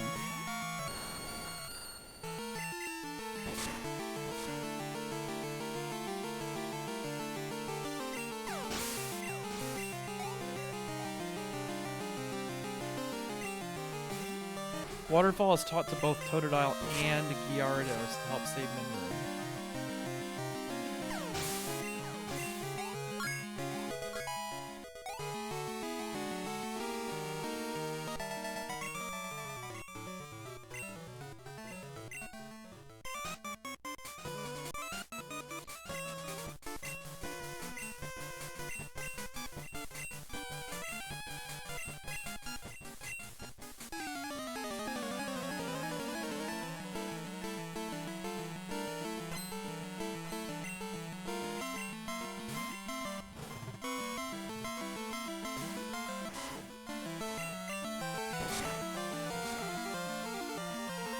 So I'm trying to see, we have Swift, Hyper Fang as two of our moves still. I'm trying to see what the other two are. Strength, Iron Tail. Okay. And that's, remember, not having Hidden Power Ground. So we have only normal and steel-based moves right now.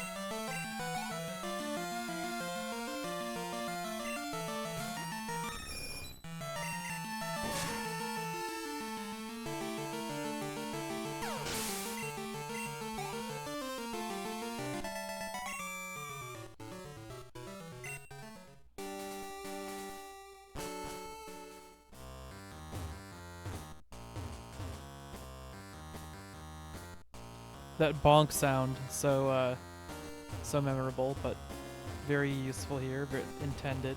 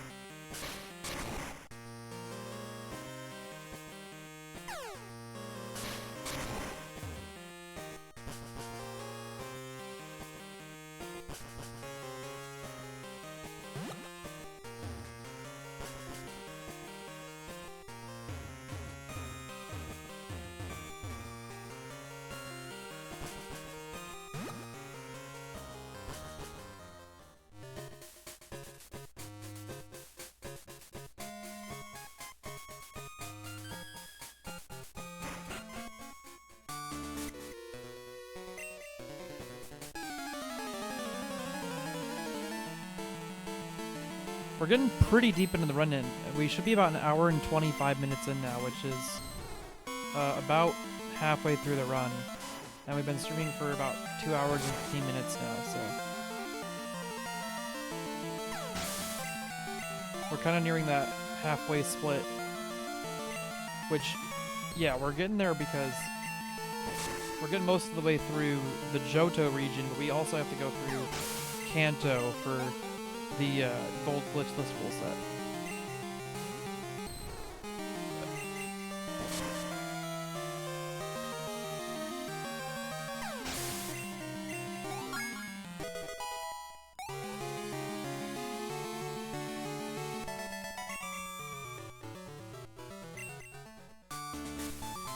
I wonder, I forget how long the Gold Glitchless main speedrun category would be if it ended at Johto instead of the end of the red fight in Kanto.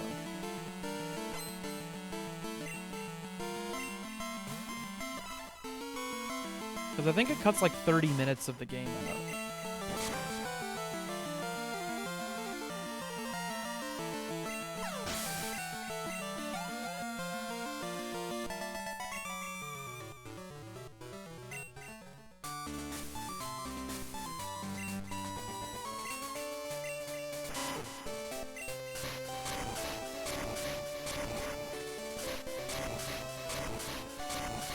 Making heavy usage of that ability to turn while the boulder's moving.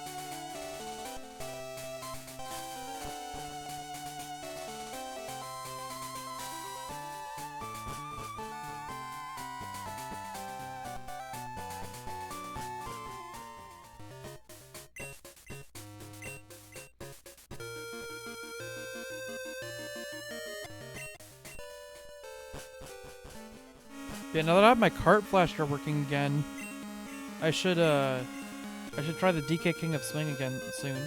Maybe I could try that one of the next couple days if I stream again before doing the emulator work and try DK King of Swing flashed to FFs.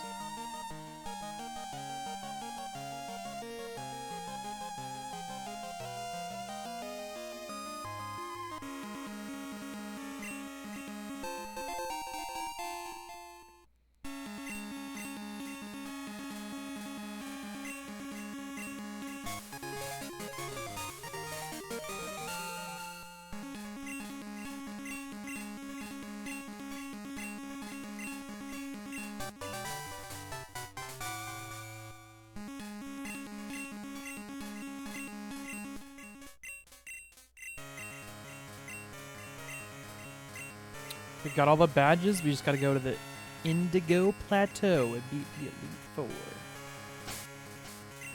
And then do Kanto. And then Red. At least I think it's Red.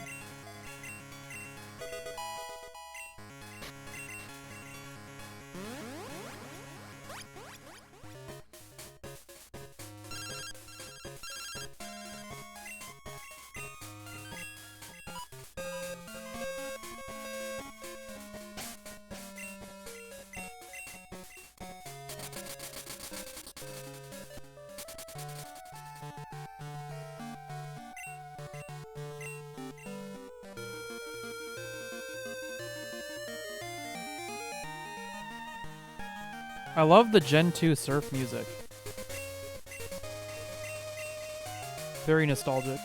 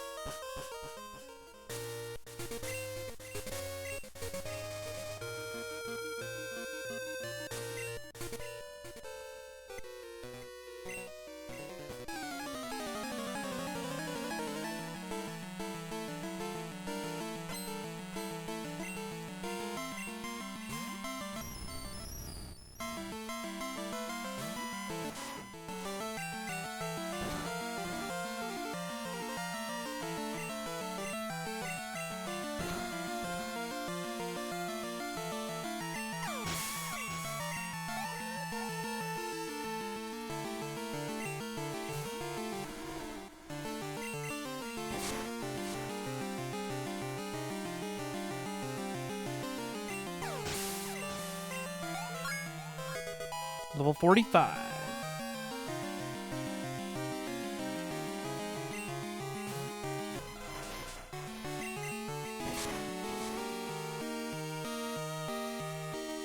There's that stab coming in useful.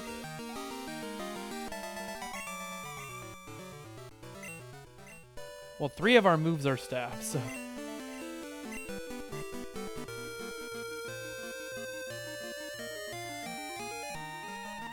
I guess stab almost always coming in useful unless we're using Iron Tail.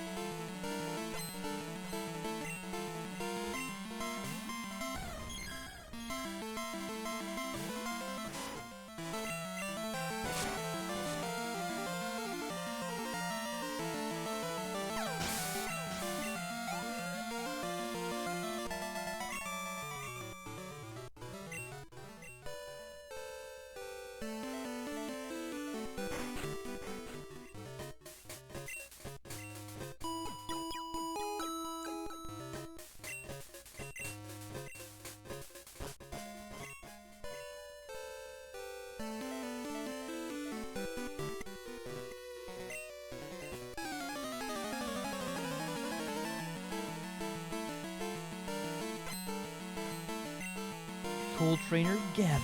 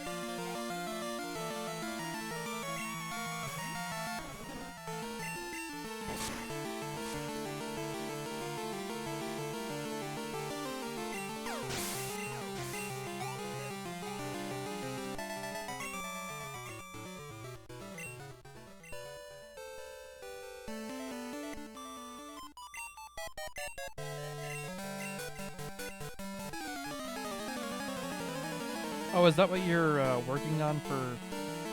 So, sorry, are you working on a Japan Ruby console verification, or are you working on a Japan Ruby TAS, not console verified?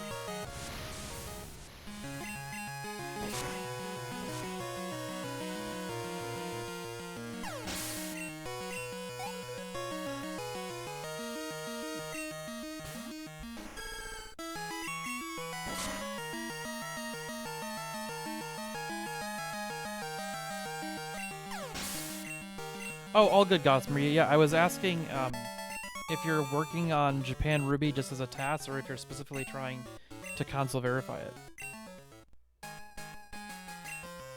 Because I don't know if there is a... Is there even a submission of a Japan Ruby task? I know... I think... there's a number of things being worked on because of the new glitches found in Fire Red Leaf Green.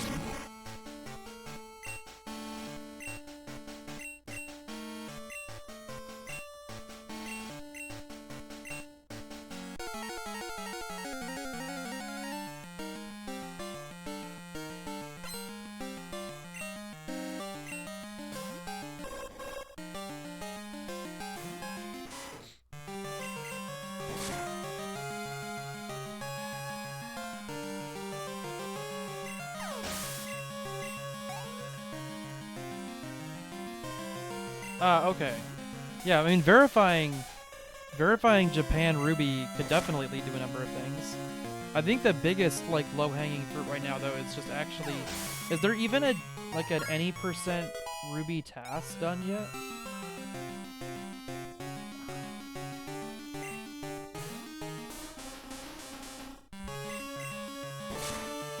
Oh, right, okay, so... Ruby isn't even faster. I think that's what we've been talking about. Like, Ruby Sapphire is so fast glitchless that being able to glitch more rare candies might not actually even make it faster. Because you already are, like, one-hit KOing everything in the run and faster through Quick Claw.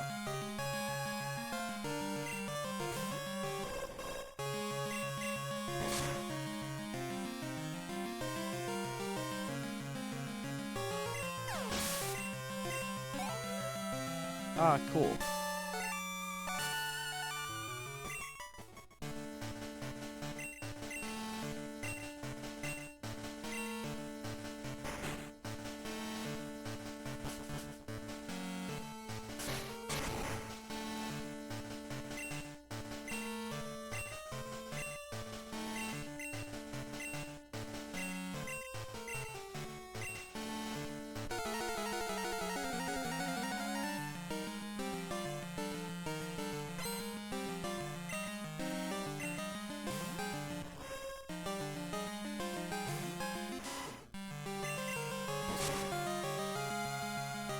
Ah, yeah.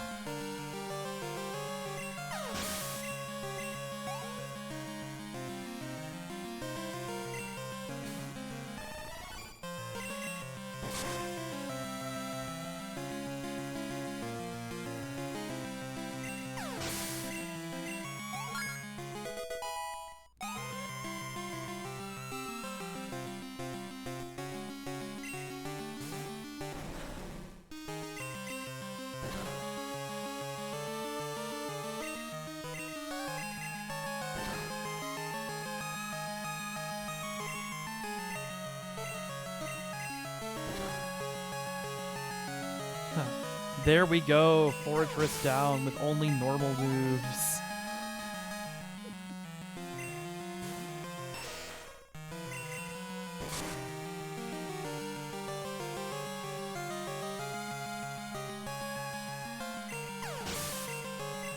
But yeah, it seems like the big things being worked on right now are, I think Merp is working on a Fire Red Leaf Green any percent TAS.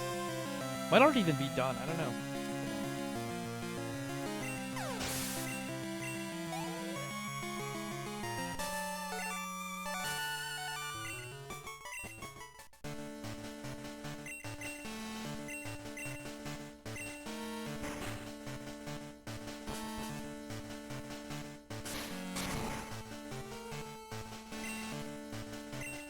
Now, Merp has only submitted the one Emerald.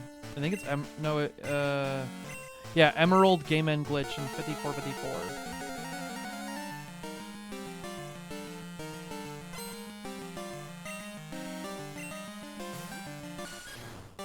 And then Unopened Closure is working on what is it? Fire Red Leaf Green Glitchless, I think.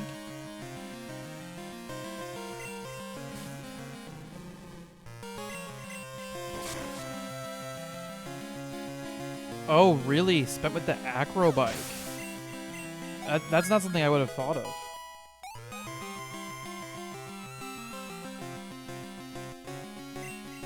Does Blue Magma know about the early 4-tree thing? Blue Magma's been doing a ton of research trying to do glitch hunting in Ruby Sapphire to find something where the glitches could be made more useful.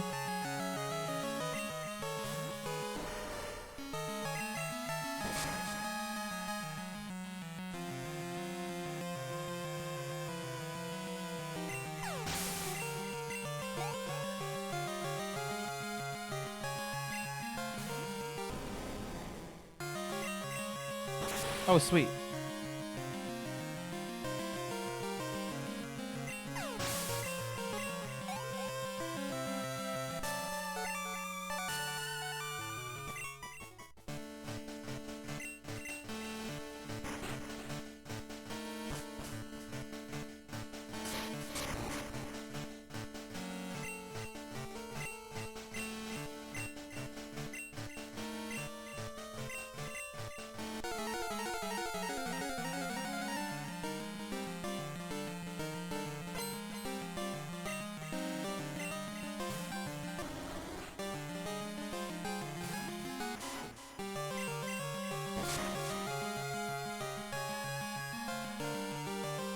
Haha.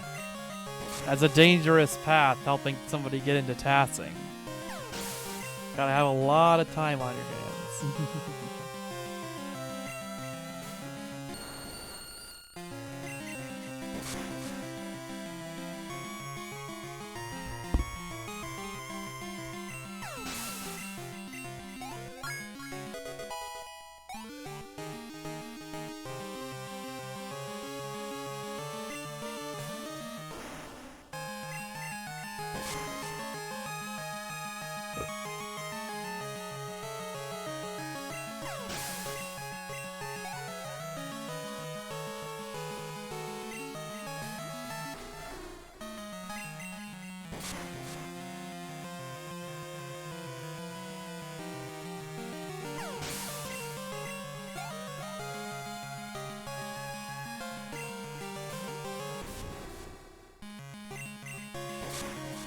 And that Houndoom sprite is just beautiful if the color's corrected this way.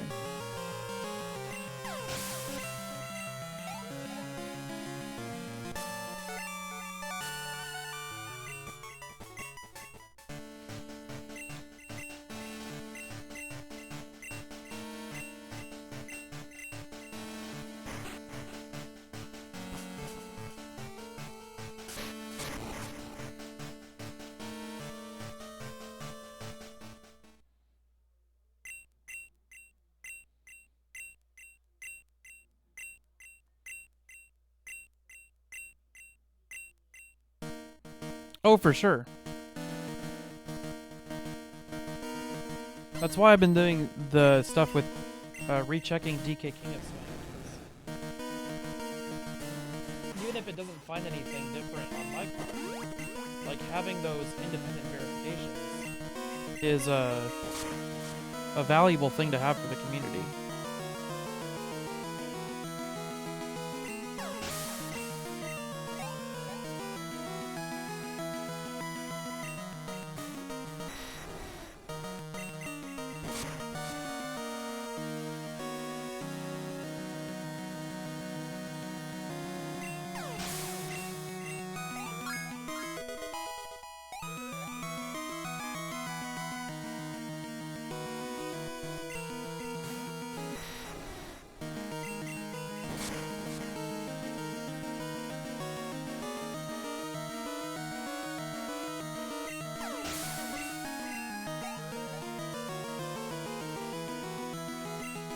We got Lance's Dragonite down, but that's not it. Aerodactyl Iron Tail. There we go.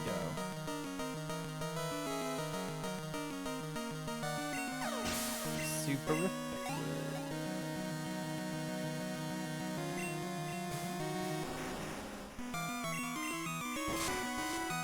Back to strength for Charizard. And this is what I was talking about where, like, I think making a ROM hack that does bug fixes for Gen 2 would be a lot more valuable long term in like enjoyment of the games, because this HP bar falling stuff, like, there's so much excess time spent in Gen 2 just watching HP bars fall at the end of the game.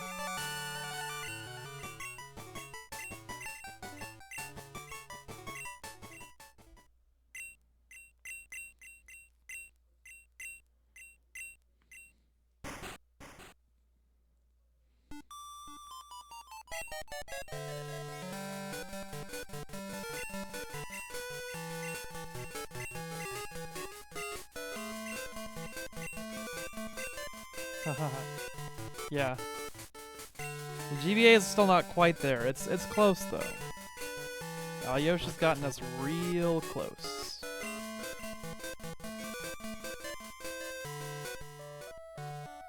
I think he's kind of gotten it from the sort of one step forward, two steps back tier of emulation, where you fix one thing and you find two other things that fixing that implies are wrong, to a point where he's fixing things and that's not necessarily discovering that something else is wrong. That's the real difficulty with, like, accuracy implementation in TASs is There's the call again. We're still syncing. That's a very, very good sign. We are coming close to the 1 hour left mark.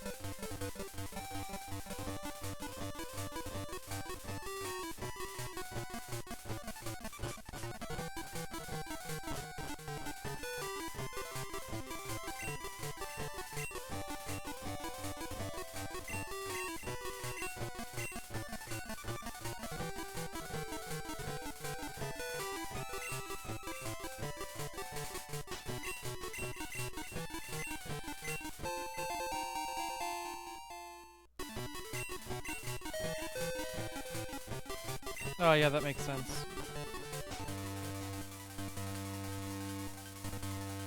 Dry battery should be more stable for RNG, right?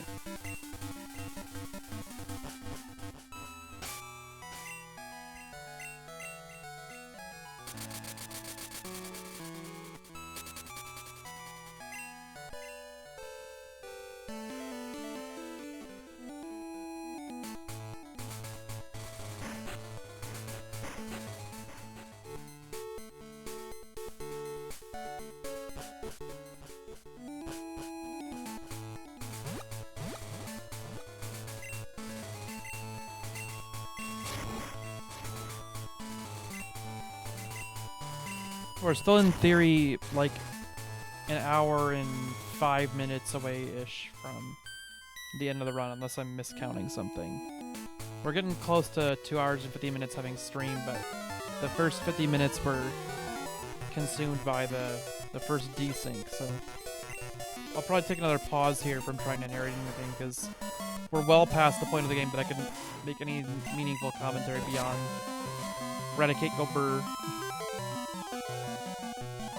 The main things that you're seeing at this point in CasualPokePlayer's optimizations are just like we've already benefited from the routing out of getting hidden power, so we are already benefiting from that time save, and then just trying to carry it through the rest of the game with our moveset of several normal moves and Iron Tail, which is allowing us to not have to refill PP very often.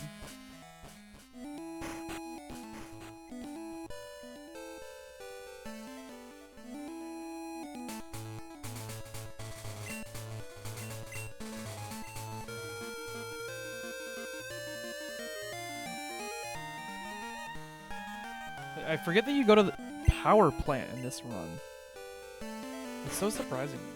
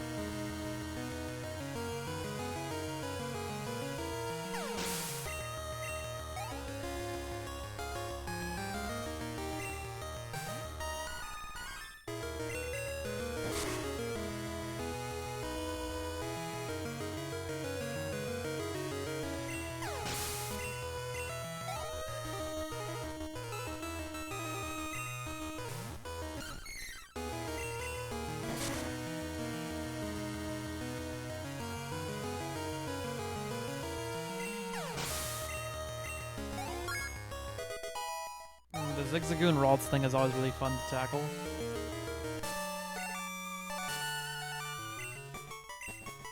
One of the more interesting battles in Pokemon speedrunning TASing.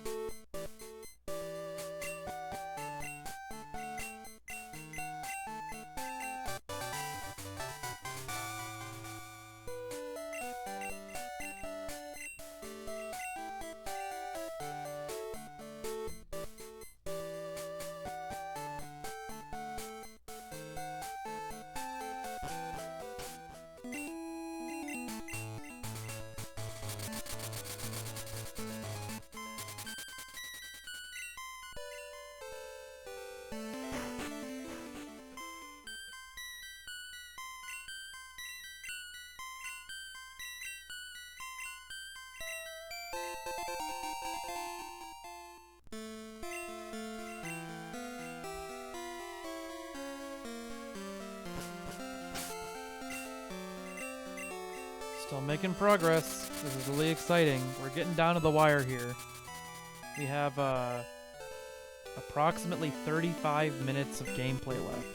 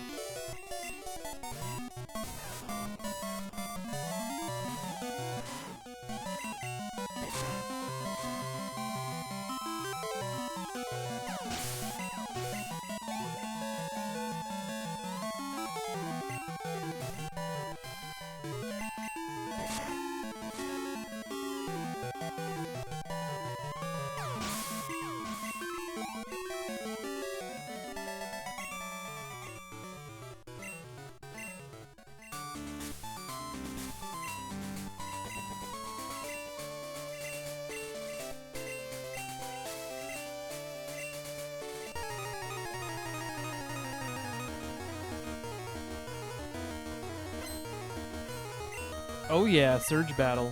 Let's go.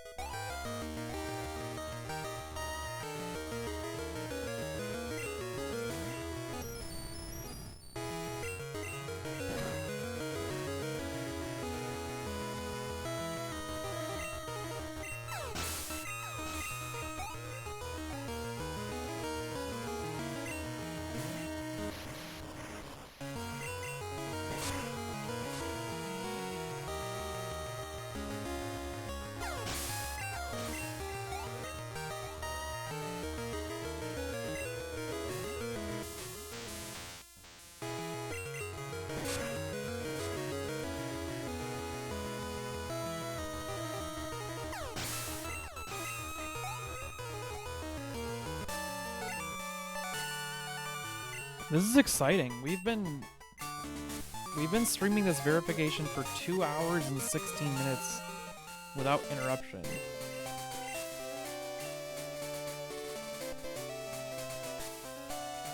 I see no report of dropped frames.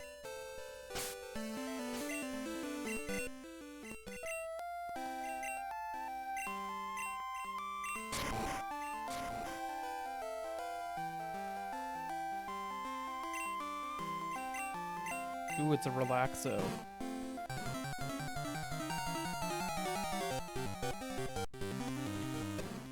I like that they made Snorlax 4 tiles instead of just 1 in the Gen 2 area.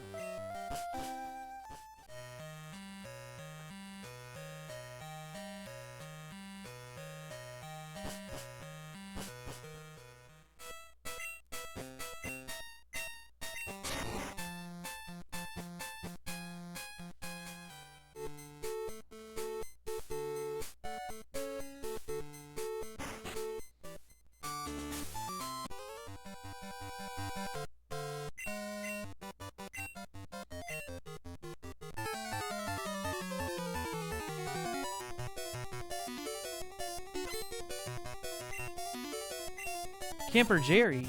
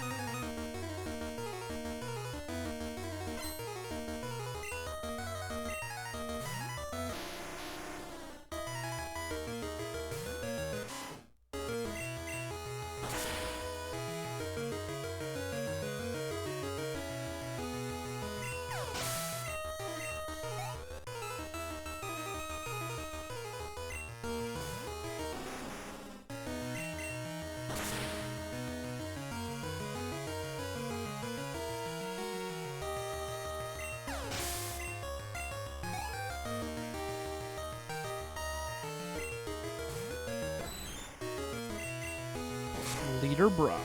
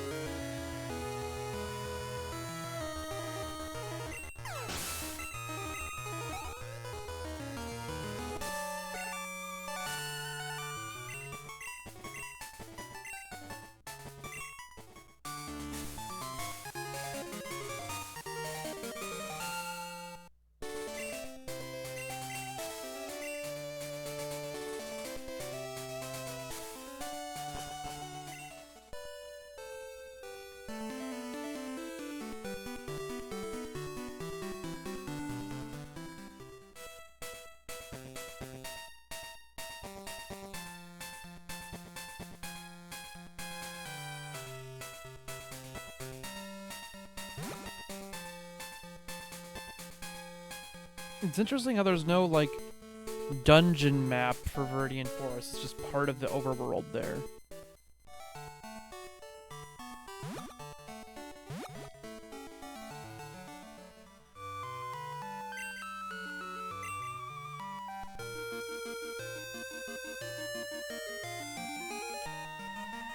Da da da da da da da da da da da da da.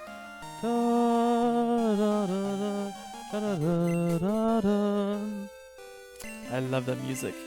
I love that surf music.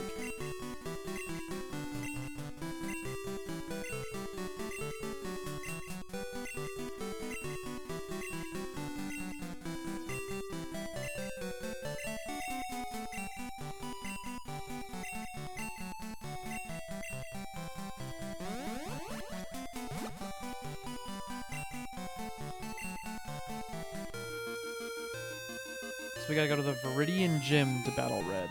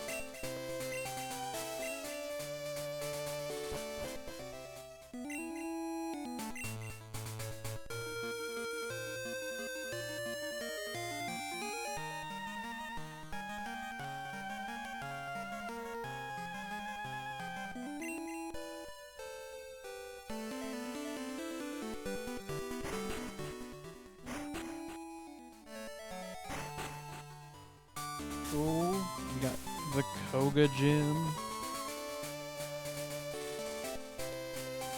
We should be down to about 25 minutes left. Or less.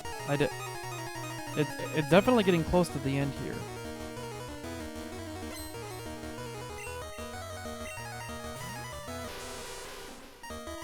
We've been streaming for 3 hours and 15 minutes.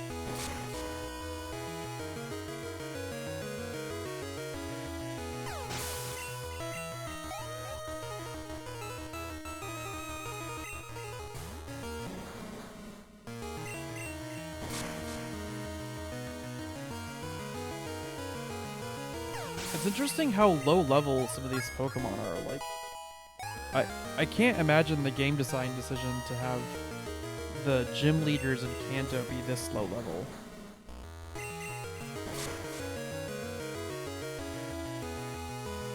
Because you can only get there after... Is it only after beating the Elite Four even? And then they're this much lower again? Maybe it's done for like story or flavor reasons, but it's kind of strange.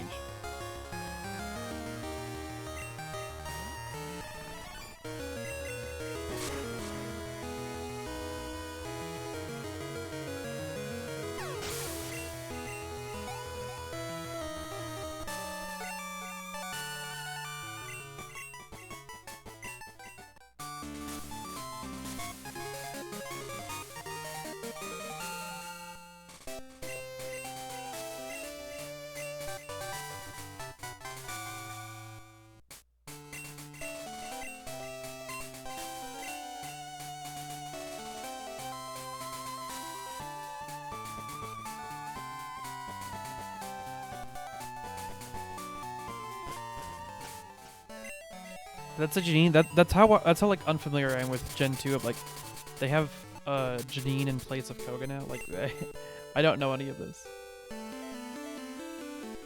Yeah, now we have our Viridian battle against Red, who has replaced Giovanni.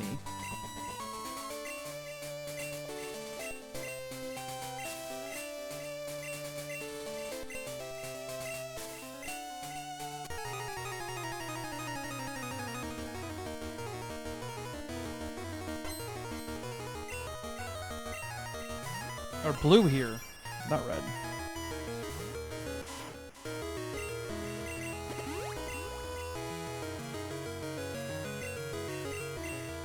Single X attack.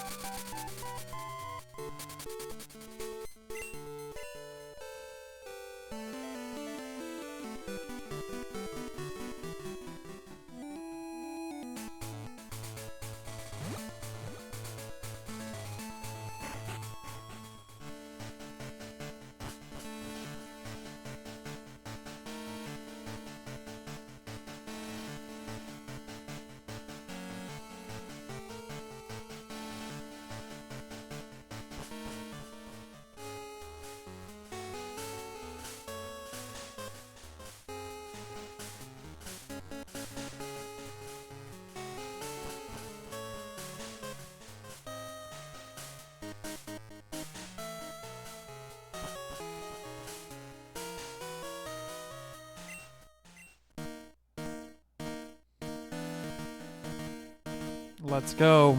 We're down to the final battle. Red would like to battle.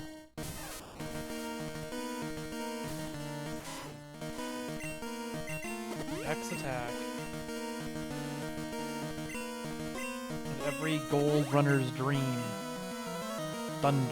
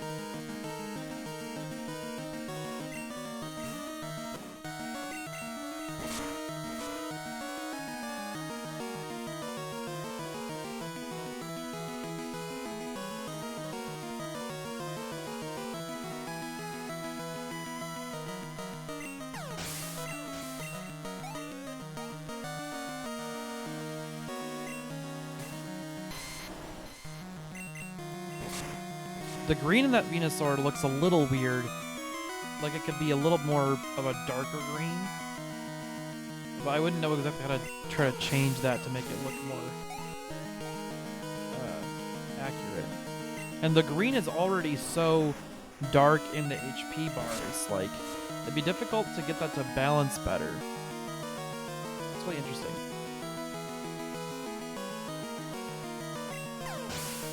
And Charizard's a bit more orange here than red, but I think that that's also, like, we're working with a color correction palette that's very, like, intensely trying to color correct for the GBC screen because the Gen 2 sprites are so clearly designed for it. Like, if you get the color correction wrong, like Gambat did originally, it's very distracting.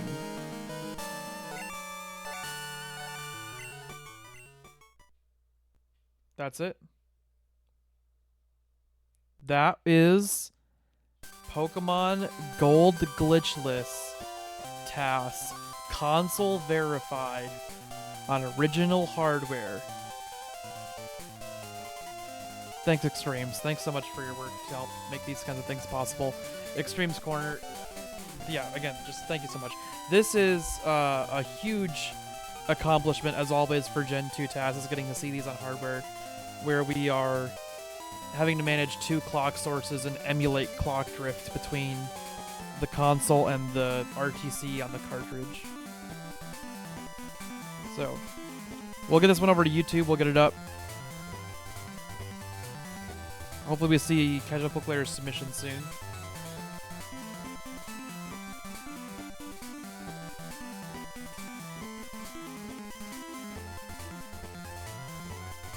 if you guys, if there's anybody here watching, which there probably isn't, but if there is, and you like this stuff, head over to my YouTube channel, and there's tons and tons of these kinds of console verifications or other Pokemon stuff.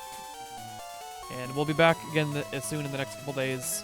There's a big development starting with, I was talking about web browser-based emulation by compiling our Gambat core to WebAssembly, so we'll be able to actual full like speedrun tier accurate emulation of the Game Boy in the browser, and help support people who are wanting to speedrun on unconventional systems like iPhones, Android, Chromebooks.